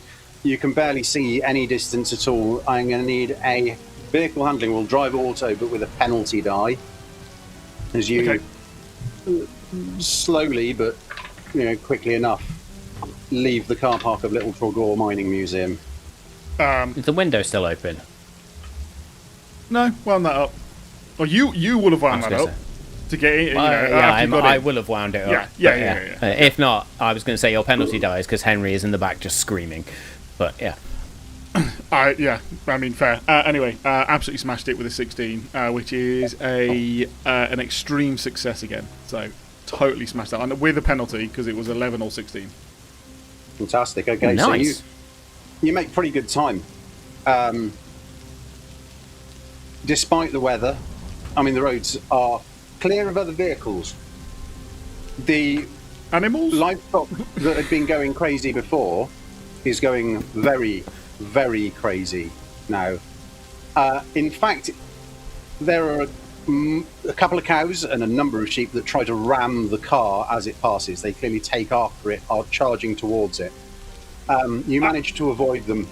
Well, I think one or two, maybe like some of the bulls and stuff like that. Actually, the wind is getting underneath the car and nearly takes it, and we get hit by a bull that knocks us back onto our feet. So that's why we're doing so well. You are just about avoiding this. However, that's going to cover you for probably the first half of the journey. The lightning is going like almost every sort of 10 seconds. There's a lightning strike somewhere visible. Not within 100 feet, but like you can tell that it's not far off.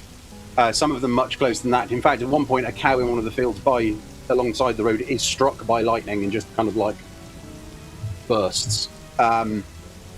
Steak. Tony has driven these streets so often in the dark that he knows them like the back of his hand. He's only getting that glimpse of a house and a signpost because literally nothing else is visible. So he's getting a view of the road once every like 3 seconds, but he still knows where he is. Yeah, well, so I mean, you're still coming up to the outer edge of Little Tregaw here, Yeah. so there's you got the odd outbuilding and stuff like that, barns. You just enough to recognise pretty much by the lightning. You hit a patch of road that is particularly slick. Kind of struggling to retain control of the vehicle, but you do. However, as you are coming up towards the edge of town, you must be a quarter of a mile from the proper edge of town at most. There is a sizable tree across the road, and we have another drive auto check, again at disadvantage, with a penalty die, please. Just to make sure I am doing these penalty dice right, it is basically the 10. The single digit. Roll it's just another 10 and pick the the higher worst one. one. Yeah. While Is it Tony's whipping no, through the it's streets, tens. 10, so you take, So it's not your single digit, it's your bigger it's digit. the bigger number. Okay, yeah. So 36 was my worst because 6 was my best. So that is a hard success.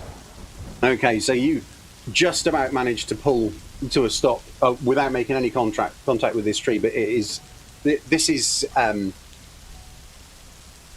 farm country right up to the edge of the town, so you've got those old kind of mortared the dry stone walling that you get in those areas, but where it's so old that it's got moss and shit growing through it, so it's almost like these semi-natural like ridges down the side of the road.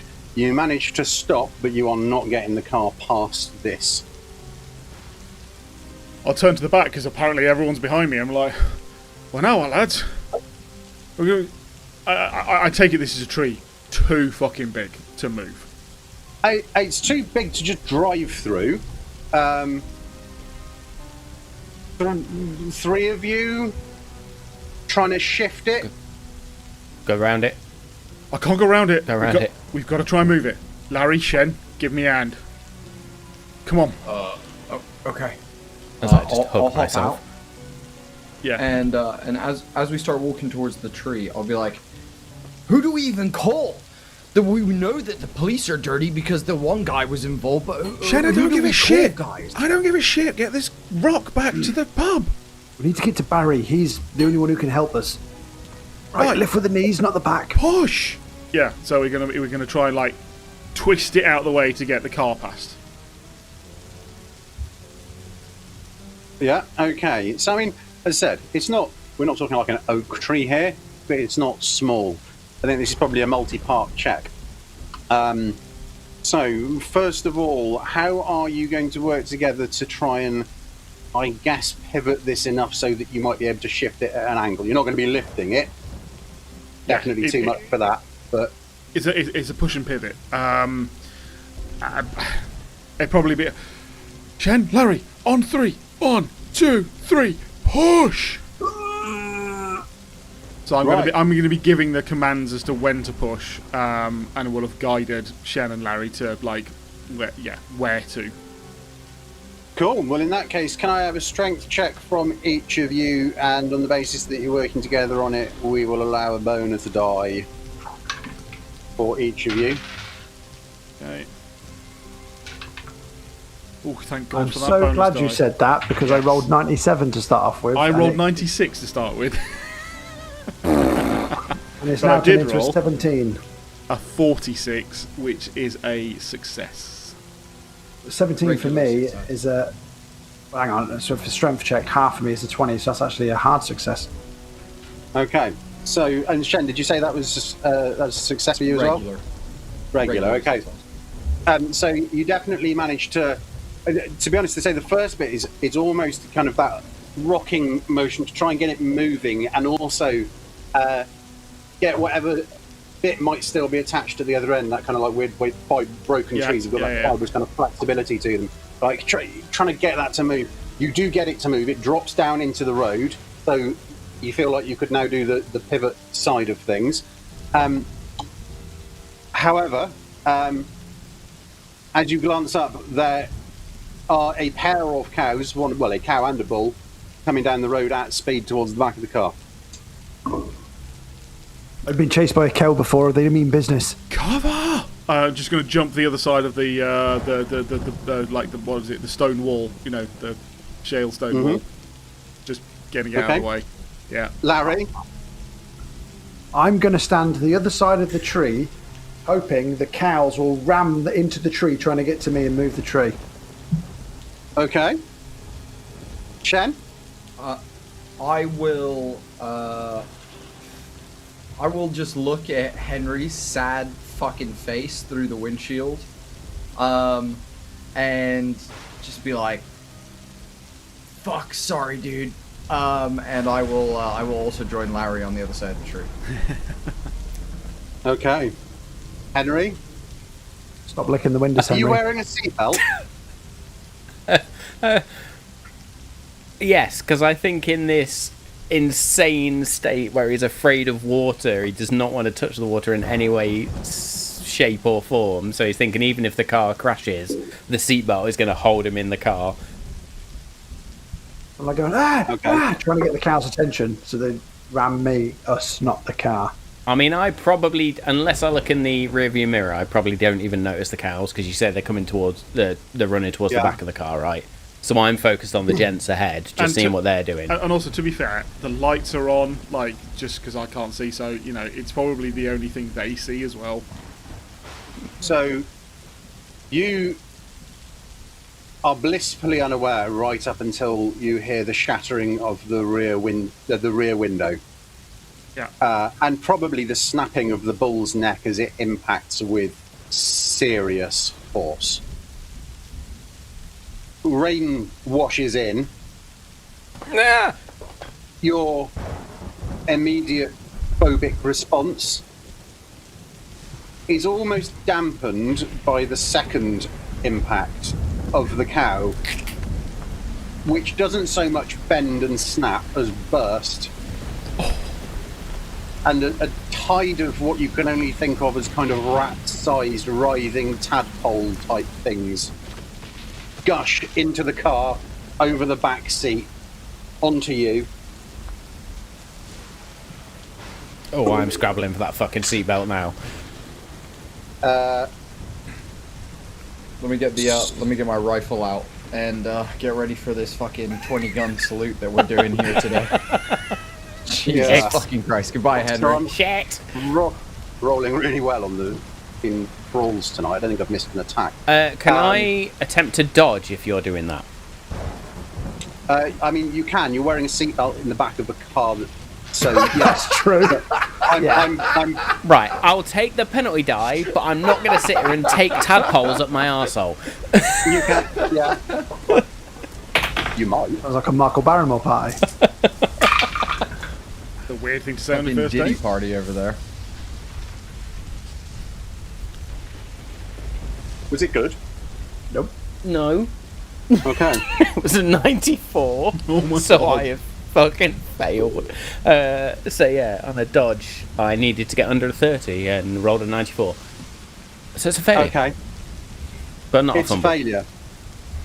Well, let's see if you can do better on the subsequent sanity roll. You take 5 damage as these things come in and start like lashing around, like literally lashing around. It's like being flayed. I need to crit the shit out of this, or I am fucked. Crit fail. You didn't. I needed a 23 and I rolled a 22. Oh, Very nice. Are you on Somehow one hit sanity point? breaks through. One No, I'm sound- not down to 1 hit point, but my sanity's fucked. Oh my god. That's one more sanity damage. You would have taken 3. So fortunate save there. I don't know. Just for everyone watching as well, I can actually see the current character sheets, so I've got no idea what state anybody's in. Let's see who lives. I'm on 4 hit You points. are. That's good because you're still seatbelted into the back of a car full of writhing horror. However, in sort of good news, the car is shunted forward a bit and does nudge the tree somewhat out of the way. possibly undermined a little by whatever damage has happened to the rear axle with the initial impact, but the tree's moved. Enough for us to Henry's get past? into the car, screaming. Yeah, that is all you hear. So I poke my head up over the wall again and be like, "Oh, my poor car."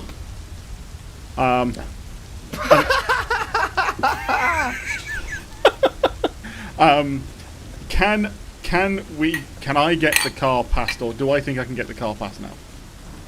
Don't get in the car. You don't even know it's going to start. I'm fucking dying in here. Again, I haven't got in. I don't know whether it's going to start. I don't know what conditions it's in. I don't know what shit is inside it. Do I think I can get that car past that tree? You think you'd probably be able to shunt it out the rest of the way at the angle it is, assuming the car starts? Okay, so I will run round to the driver's seat, and I will open the door and see the carnage that is inside. Is any of it still wriggling? Oh yes. Sanity roll, please. Absolutely. Brilliant.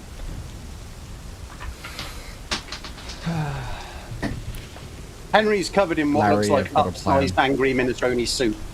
Okay, a 43 on a 45 sanity roll. I just succeed. But I think it does jar, just seeing the horrible state of the inside of his usually pristine car. Well, as I said, we're running a short arc, so I don't believe in zeros. You can take one. Love it. On that. Yeah. Mostly due to the state of the upholstery. Exactly. So I don't think that Tony wants to get back. Are we quite far from the pub? You are about a quarter of a mile from the edge of town, which is itself, I would say it's probably 20-ish minutes from here to the Lighthouse Keeper's Respite, maybe half an hour in these conditions. Walk or drive? Walk. The walk, fine. I think I run. I think again I'm like, not getting in there, we're gonna die. I just had one of those on my back. So shuts the door, runs around to Henry's side, and then opens the door and tries and grabs him out. Wicked. I was gonna say, I was this close to doing the Kevin Hart meme there of "Help me." So, wow, that's a terrible. So there were two attacks there. One, you opened the door and some of these things surge out towards you. So Tony, you take 3 damage as 2 of these things lash out, and they almost like just hurl themselves around. It's like this thrashing. There's no like structure or thought to it. They seem to just be destructive. They just hurl themselves around. They've got these like lash-like tails, and a couple of them spill out and kind of catch you on the legs. A couple are like deep again. It's like these whip-like injuries. Henry, on the basis that the attack that I rolled against you was 95, you somehow avoid taking any more damage just yet. However, we're going to go to Shen. What's going on in your world? I mean, honestly, dude, like, look, I hate to be this guy, but we are dealing with supernatural entities, and just as a normal person in a normal fucking town, I think Shen is just freaking out, seeing a car full of basically giant leeches attaching themselves to Henry. I'm gonna look at Larry, and I'm gonna pull his flask that I retrieved from his van before we crashed it into the museum, and I'm gonna begin pulling the handkerchief out of my my blazer pocket and begin thumbing it into the hole of the flask. And I'm gonna look to him and I'm gonna say, "Look, I don't know what's happening here, but we need to get out of here."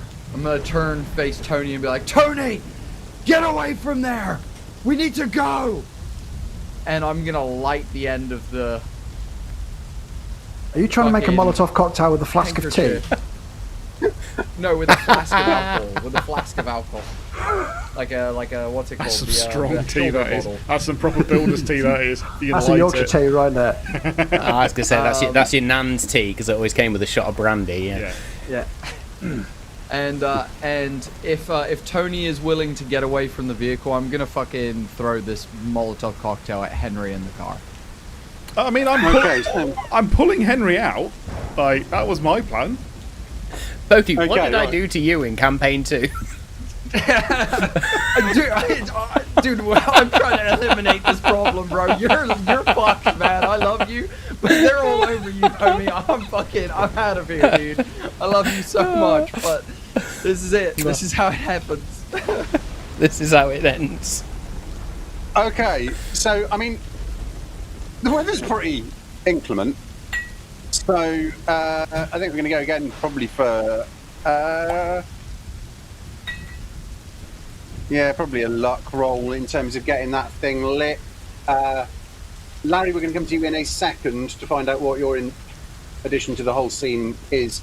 Henry, however, while you are frantically trying to unbuckle your seatbelt and Tony is pulling at you to try and get you out of the car and these things writhe over you, you hear a voice in your head that just says, "Don't worry, darling.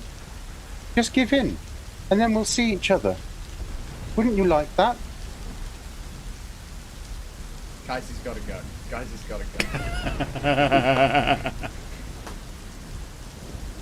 Bollocks, that's my mum. It is.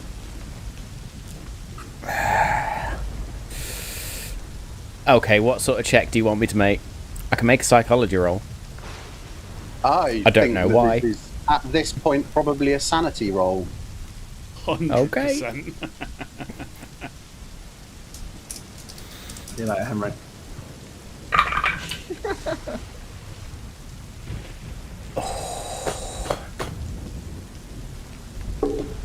Please hold caller.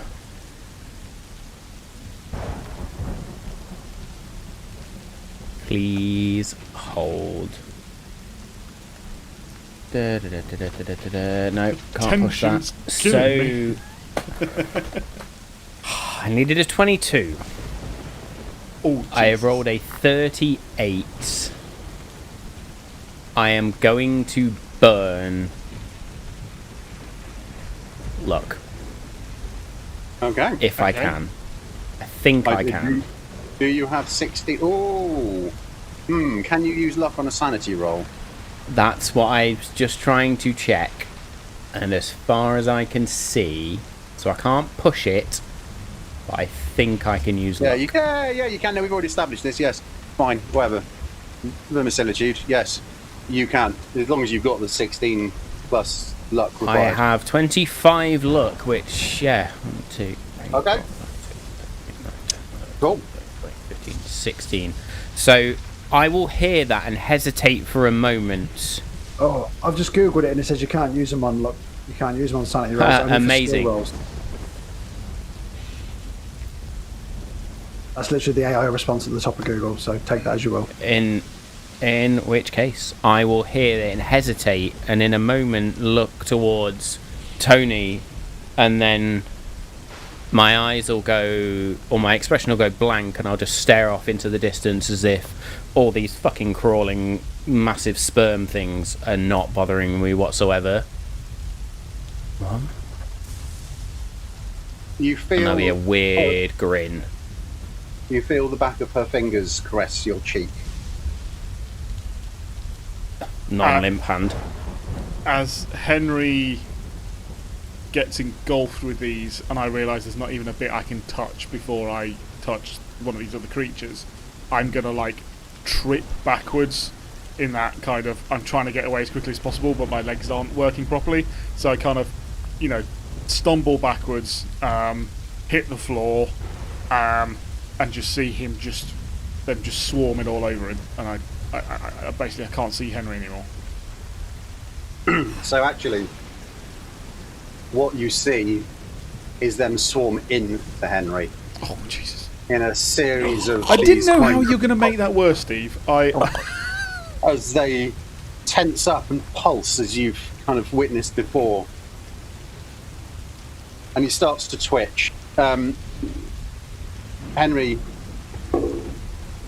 you take a further 4 damage.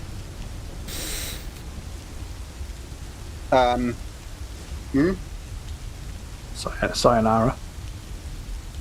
I'm out. Okay. Also, Tony. Steve, I rolled a 23 on the Molotov lighting, which is a success on my luck. Okay. So I'm currently dying as my character sheet now flashes very vibrantly at me.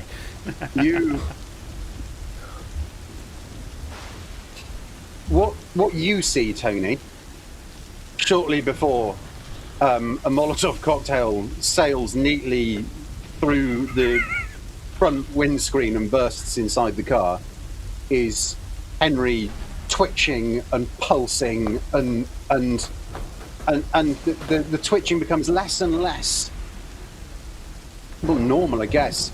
There's too much fluidity to the twitch. There's almost like a jiggle to his body, like a less. Do you want me to fucking twerk? I would. Throw that shit It's back, like a balloon full of water by the time this thing hits. It happens unbelievably fast, these things writhing in. However, in the dying moments of Henry Press's mind, what does he see? Oh. I think given the fact that it's his mother's voice, which is the last thing he really hears, the rain stops. Just instantly gone. Sunlight shines through the window. And there is this silence, and he thinks he's looking next to him, but he's not really. His head doesn't turn. And he sees this woman who it's how he remembers his mum the last time he saw her, before any of the other shit happened, before she passed away, the last time he saw her before he left for London. And it's that beauty that a mum has. Like your mum will always be one of the most beautiful women in your life. Shout out to my mum. And he just looks at her and smiles. And there's probably a single tear that Tony will see in the dying moments as he just looks. I'm so sorry. And I wasn't there. And You just hear, but you're here now. And everything goes dark. Except for on the outside, where everything goes very light. Flames burst through the car. Tony, you stumble back from the heap. Reasonably confident you're probably not driving to town now. Yeah. What are you all going to do? First of all, I'd like to take some sanity off that. Oh yeah, absolutely, of course. Sorry, yes. So can everybody make a sanity roll? Yeah. I've just seen him get that. My car's gone. It's bursting into flames. This is awful. Just can't catch a break. You haven't established what happened to Larry post the things crashing into the car and into the tree and the tree moving. So Larry, you make a dodge roll, which will then decide on whether you need to make a sanity roll. Shen, you've just burned someone to death, as far as you're aware. Tony, you've just seen someone get filled with giant meat tadpoles and then burned to death. So it therefore tracks that I have a stumble. Yeah. Tony, you take 4 sanity damage. Tony takes 4 sanity. Yeah. I done fucked up. So, I'm assuming I rolled a 99, which is really, really bad. So, Is it safe to say that the tree comes into me, knocks me over, and I'm trapped under it? Maybe a little bit. Well, I know whether I used the words "comes into you," but yeah. Mate, there's been penetration left, right, and centre in this episode. I think coming into me is allowed. Yeah, okay. So on that basis, that's hit fairly hard. It's 3 damage. I would also say that it properly fucks your knee. It kind of like twists it from the side impact. It's not, you don't think it's broken, but I mean, you're already feeling a bit battered before. It's now, you will be a little slower and definitely less nimble moving. I'm in a bad way. I've got 2 hit points left. It does distract you from the absolute fucking horror show that's going on in the car because you're too busy like on the floor going, fucking knee. Shen, what was your sanity roll? So let's work this out. So I had an 84 sanity, and I rolled a 100. So I think a 100 sounds pretty good to me. But I just that's a fumble. If you're over 50, 100 is a fumble. That's like the worst you could do in that situation. I'll get the fucking book out again. Hang on. Right. So I think that's a fumble. considering he just murdered one of his colleagues. If the skill is over 50, 100 is a fumble. I don't know whether this is a rule or not, but it is for now. On 100, on a failed sanity roll, I rolled a 3 on the dice, but I think we're going to double it. So that's 6. Would you like a mania or a phobia? I'm a mania dude. I don't phobia very much. You know, I've seen some shit, so I'll take a mania. I swear to God, right? I'm not making this up. 55 on manias, hydromania. What? Irrational craving for water. Again, kind of makes sense. You have just burnt someone alive. You probably enjoy water at this point. Okay, so I'm sending this to the group. Splash this this Molotov into the car and it erupts. Just seeing Henry kind of like writhing and like, you know, seeing these things like consume him as well as flames and stuff. It's all just a bit much for Shen, and he begins flashing back to this moment in his past. Him kind of leaving an operating room and like stumbling over like a gurney and a bed that's there as he begins walking over to a water fountain and kind of trying to like just consume water to quench the thirst, quench the dry mouth that he had back then. A similar feeling rushes over him as he feels like he's on fire in this moment as well, and he's gonna start trying to like drop and roll and try and like just be in the water as much as feasibly possible around him. Oh, you do that. You also have a bout of temporary insanity because you took more than 5. So, oh, hang on, wait. No, that would be. No, let's say that is your temporary insanity actually, because you haven't hit the 20% threshold, have you? What's your? No, you're nowhere near taking 20%. Okay, so we'll say that is your temporary insanity. So you have a temporary hydromania. So that's happening. Larry, your knee's fucked. Tony, that was deeply unpleasant. You've all got about a 20-minute to 30-minute journey to get back the Lighthouse Keeper's respite. What are you doing? We'll say, Shen, you do that for like probably 30 seconds or so before you kind of like start coming back in a... Maybe in that time I've helped Larry get out, or I will try and help. Sorry, I will try. I'm not going to be able to help you carry Henry, Tony. My knee is absolutely fucked. No, I'm just worried about you. I just need to get you out, and I'm just trying to help Larry out from under the tree. Help Henry first. He needs it more than me. I did, and his voice is breaking up, but he's just going, I just need to help you now. So yeah, I'll get Larry out from under the tree. Yeah, I mean, he's not like trapped under it. It's just knocked him over and bugged his knee up, so you can do that fairly easily. I'm going to help Larry get up and walk. I'm going to be his I can't crutch. Bear weight on my leg. And he said crotch. No, his crutch. Cool. And I will probably, as Shen's coming around, I'll be like, it's on foot from here. It's on foot from here. But he doesn't really look at Shen. I think he doesn't look at Shen. He just like, Shen, you coming with? Come on, let's go. Tony, it wasn't my fault. Yeah, let's go. And he's gonna kind of stumble after you, just kind of again, still this effect of like almost him like enjoying the rain as we're going.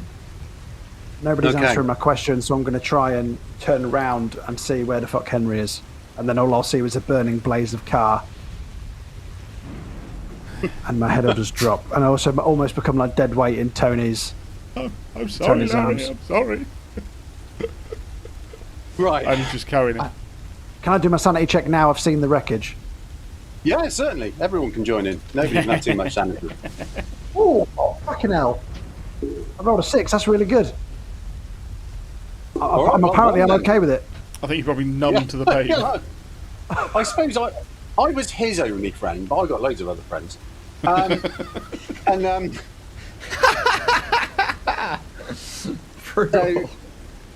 you are heading back to town. I'm assuming that someone's had the foresight to pick up the stone of bone, because otherwise there's going to be a very limp ending. Yeah. But so not the book. Not the book. The book is burning in the car. Oh shit, you've just set fire to a copy of the Malleus Maleficarum. Hang on, I'm just going to note that down. Might be relevant later. I made that decision that I did not get time to get that out of the car. We've opened a portal to hell now. Henry was the blood sacrifice it needed. Nope. Henry was the blood sacrifice the book needed to awaken whatever was trapped in it. Again, and it could well be that it is perfectly okay because it's a magical book, but no, that did not make it out because we were trying to move a tree. I'm not getting a book out in the rain. Yeah, could well be that. Yeah. So anyway, you stumble your way back towards town. I'm assuming trying to stay out of line of sight of any errant wildlife. The weather is fucking horrendous. It does take you. You're at the edge of town. Yeah, 15 minutes or so.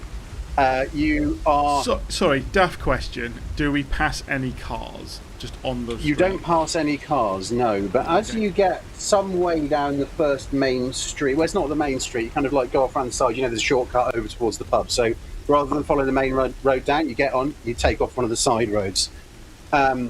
You are a couple hundred yards down this, and you see someone else out in the street. Most houses' lights are out. You're not sure whether the power's out or they've just been turned off.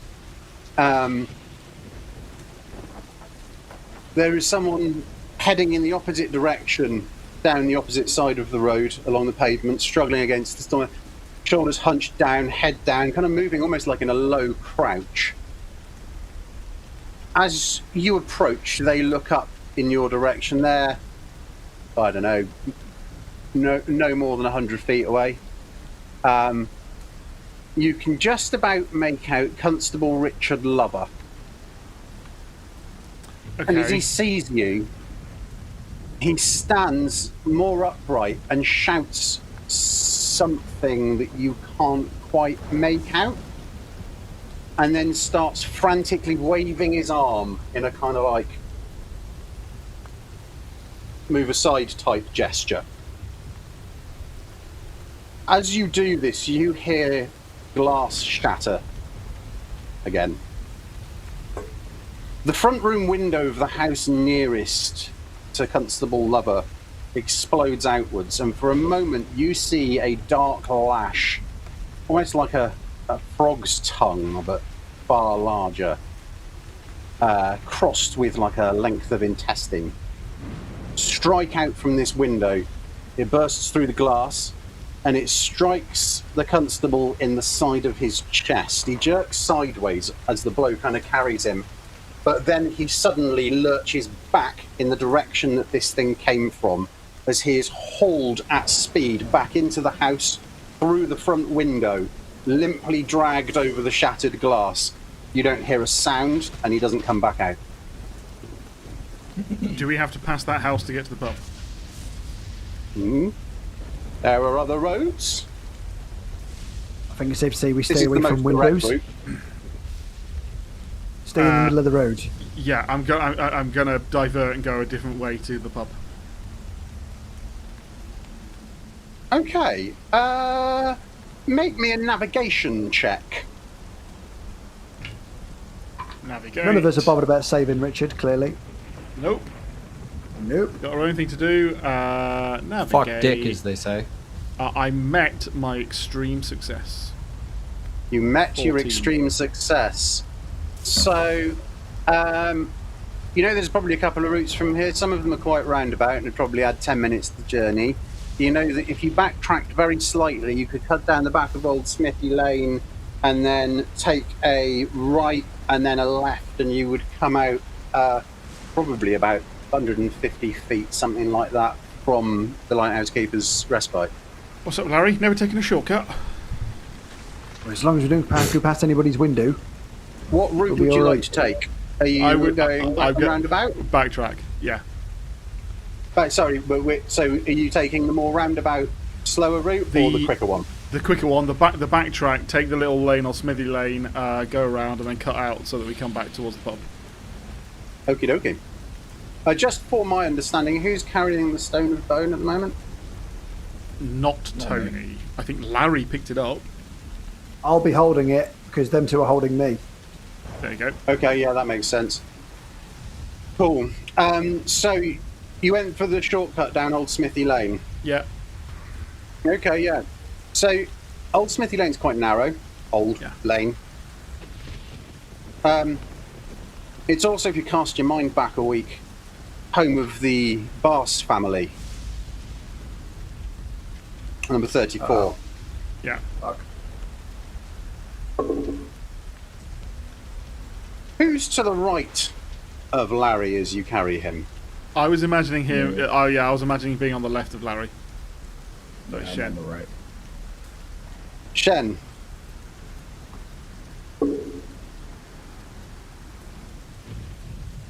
You feel what feels like, you'd guess, feeling like being shot by a rubber bullet at relatively close range in your lower abdomen.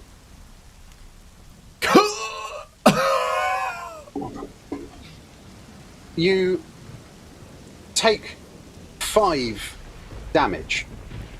However, have you still got bits of glass tied to your arms? Yep.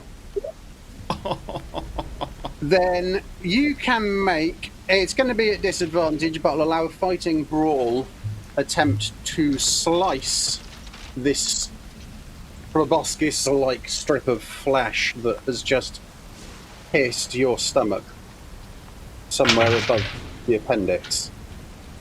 That is a regular success. Yeah, you Barely. managed to slice that clean. I would say it probably knocks all of you sprawling, but you, it's still like you can feel it wriggling in the side of you, but you're not being dragged back towards the building. I'm gonna drop next to Larry and be like, Oh, great. I'm They were sorry, both on the floor. Fucking hell. hello, Larry. Yeah, floor buddies. Come on, get back up. And I'm going to try and help both of them back up. Okay. Larry first. Actually, I don't help Shen. Oh. Hey, well, yeah, no, it kind of makes sense. You did burn your car down. Yeah. So, while you're doing that, everybody make a sand roll. Yes. Feels like a sand heavy night.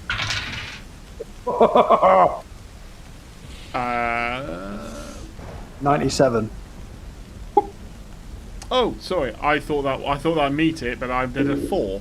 So actually, phenomenal. Tony, you take 1. Feels a bit like you've kind of stopped giving a fuck at this point. Larry and Shen, you both take 4. Oh, that's alright. Shen, because a horrible piece of intestinal type proboscis just slammed into your abdomen, you had to slice it off. And Larry, because you heard that.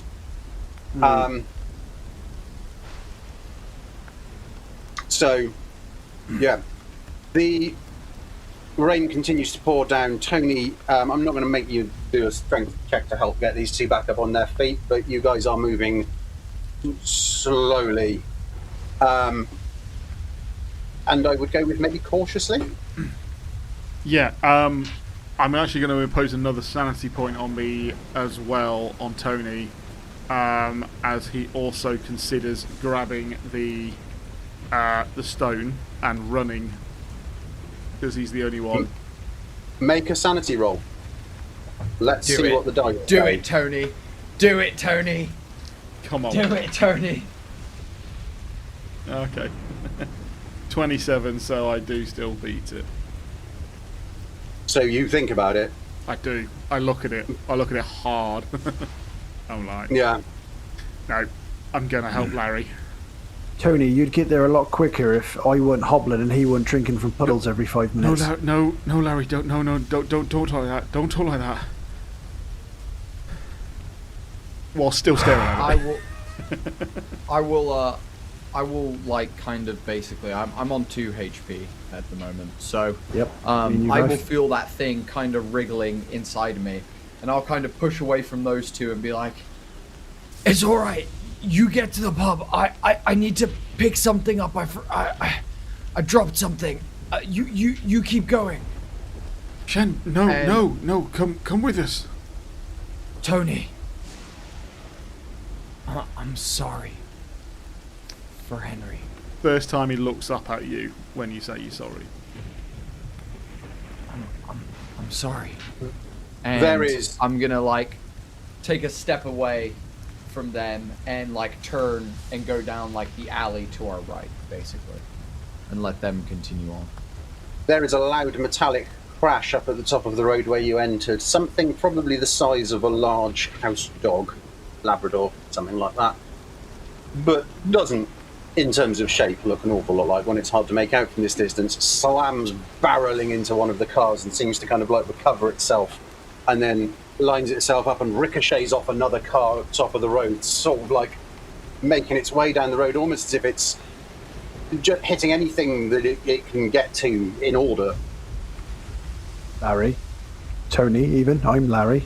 Fucking hell, I'm losing my mind. Tony, take the stone.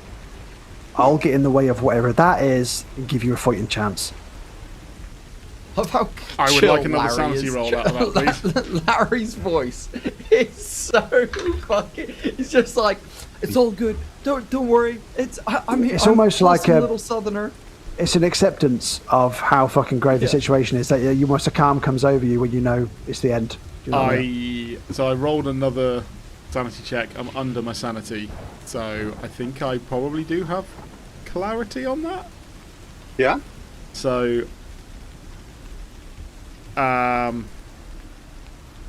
he's probably going to help Larry get in front of one of the cars and like down in front of the bonnet and like hide there, and then grab the skull and go, I'm going to see you at the pub, yeah? Probably not, Tony. Probably not. I'm going to have a pint for you. Tony's going to stand up, start walking away, and then very quickly turn that into a jog. Okay.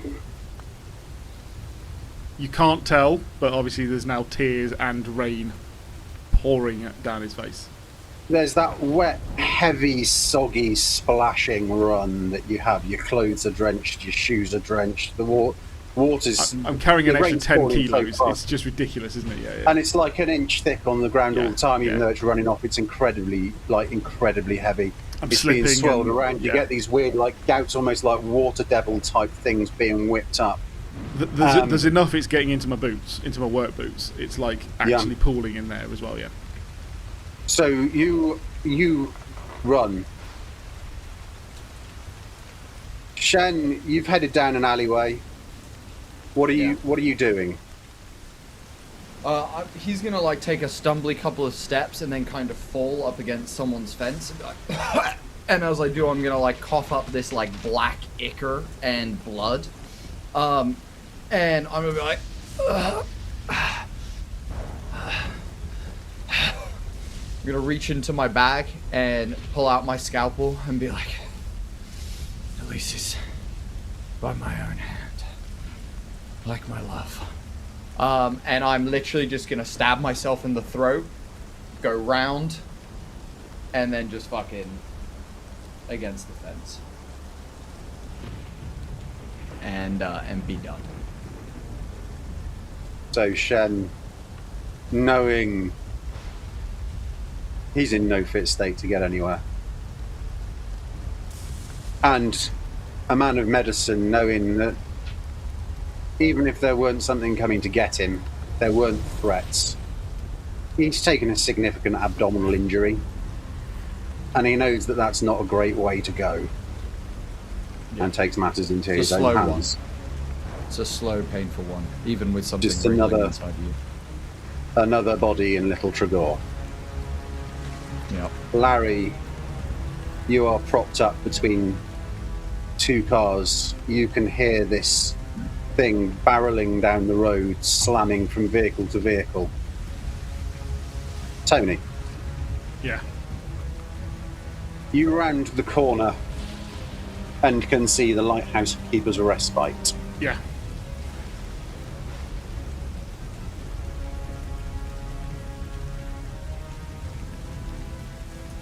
Barry's been busy. All of the lights are off, except for a pale green glow that seems to come from somewhere within the pub. I think he gets that spark of adrenaline, that skip beat, because he suddenly sees like a safety. But obviously it's also that adrenaline kick of, I'm so close to safety and yet so very far. Yeah. Okay. Yeah, you run. Yeah. It suddenly feels like I am now running the entire length of the town. Even this bit. You are stumbling and tripping, and the faces of your friends flashing through your mind as you clasp at the bone of stone of bone, slick with rain, but you are desperately trying to hold it. As you get into that light, you feel the stone itself start to emit a light. You stumble towards the door. Barry's inside by the bar, doing something, you can't make it out. He rushes over and unlatches the door. Right, get inside, Tone, where's the fucking rest of them? Oh my. Look, get inside. Tony, come on. And he kind of puts his arm around you and brings you in, rebolts the door. You done good. You done brave, too. If you tell me this isn't the fucking thing, I'm gonna kill you. No, you've done good. That's the stone of bone, my lad. That's one of them. That's one of them. That's what we need. We might see the other side of this yet. Come in, come in. Takes you over to the bar, pushes a glass of whiskey across to you. You look around and Barry has been busy. This green light is still spilling from the back bar. Seems brighter, actually. And he's different. He's changed. He's wearing a black roll neck. He's got dark utility trousers, heavy boots. There is a line of stuff on the bar. What looks like a oil rag that has been opened, and inside it is what looks like a very well-maintained handgun. There's a fairly mean-looking shotgun and several boxes of shells. A line of empty beer bottles, several lines of full spirits, some torn pieces of linen and clothing, and a large military-looking knife, and a roll of masking tape. Tone, I'm sorry that we couldn't get them here. I called for help. Don't know when I might get here, but I done it. We got all up here for a bit. Hope they turn up sooner rather than later, because if they don't, well, it's down to us to do the next bit. But let's give them a chance to arrive. I'm not quite in the shape I once was. Do what? Before I got into keeping the lighthouse, Tone, I was in the Navy. Did alright for myself. Was in something called Sea Squadron for a bit. Made some very interesting friends there in the end. I don't know what they know. I do know that they know a lot of things that nobody should have to know. You see what I'm saying? You tell them the sky's all made of faces or whatever. They don't take you as crazy. They come do something about it.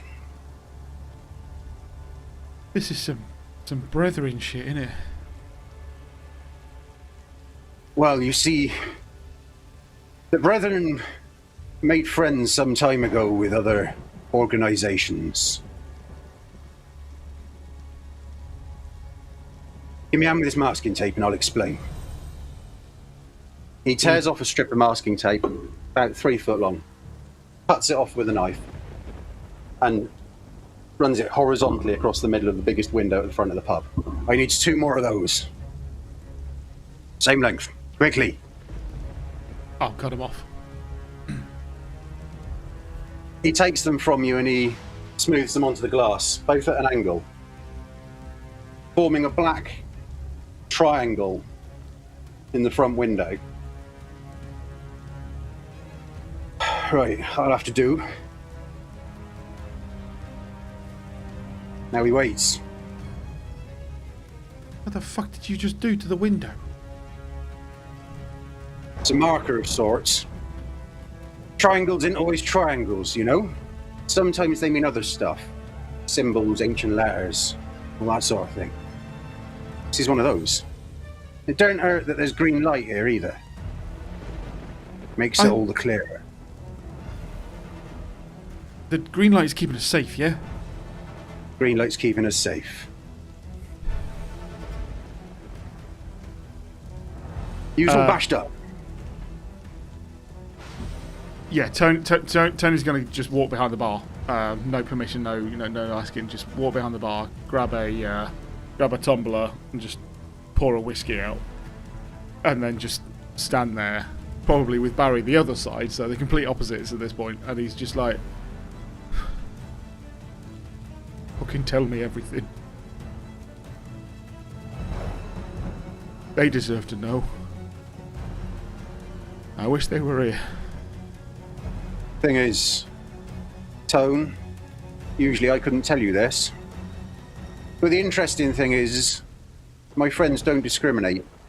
When you've seen what you've seen, you're either in or you're out.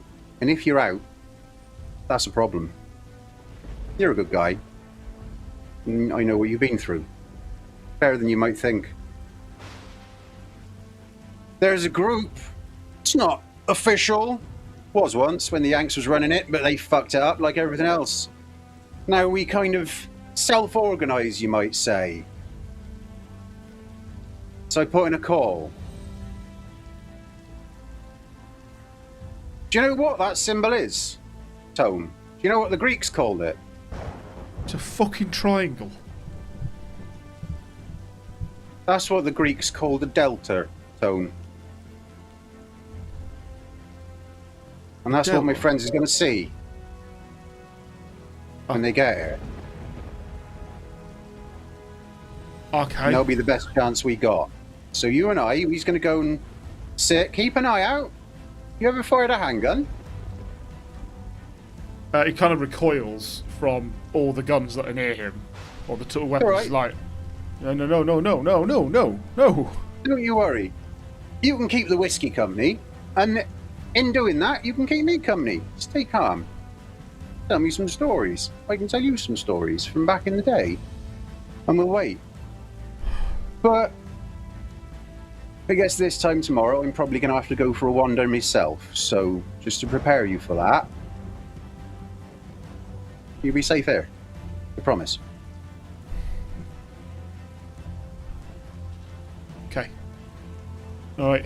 Well, look, I'm not going out of there, so if I've got to be in, I'm in. Larry, something slams into the car by you. What do you do? So, unbeknownst to everyone else, the reason Larry has been calm this whole time is because that fall off the roof initially hurt him more than everybody realised. He's had probably internal bleeding. His spleen and his organs feel fucking mashed up on the inside. He's had blood pooling in one of his shoes this whole time, which has come from the back of his head, gone down his body and down his leg. So he knew his time was up long before everyone else realised. And the break of the knee was probably just the straw that broke the camel's back, and he was like, I might as well go out helping rather than hindering. So he'll come out from behind the car and just hop towards this creature aggressively with the hammer in his hand and just try and have one last swing at it before embracing the sweet kiss of a slobbery wet, pustule-filled death. You swing with all your might. Make a brawl. I needed a 25 and I got a 25.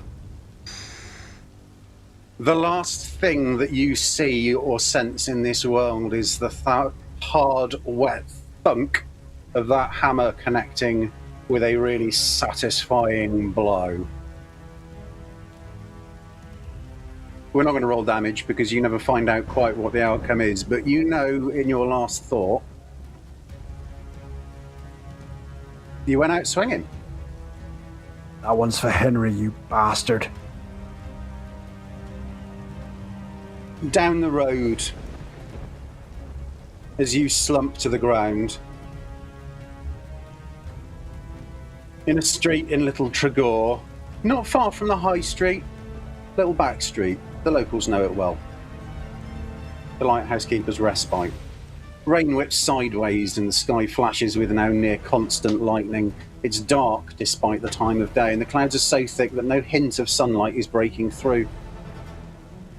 Very few buildings now have lights on within them, but one stands out, the lighthouse keeper's respite. And it's casting this pallid light into the street, broken only by the shadow of a large black triangle, a backlit delta in the green light. Across the rest of town, car alarms sound, fires smoulder where lightning has struck cars and buildings, only to be doused by the rain. Occasional screams carried on the howling wind and strange semi-creatures that shuffle and churn their way through the darkness. And while two figures through the front window of the pub seem to sit and reminisce, one with a shotgun propped up against his leg, the other with a glass of whiskey in hand, looking out the window as if two old men watching the world go by. Meanwhile, in another building in town, in a large ornate space, flickering candles cast dancing shadows across what it would be fair to describe are very handsome features of a man in a three-piece suit. He's staring into the darkness, smiling to himself. He knows the age of imprisonment is near its end, and he's had his hand in bringing an end to the tyranny of bone. The unsleeping flesh pulses in anticipation at a day aeons in the making.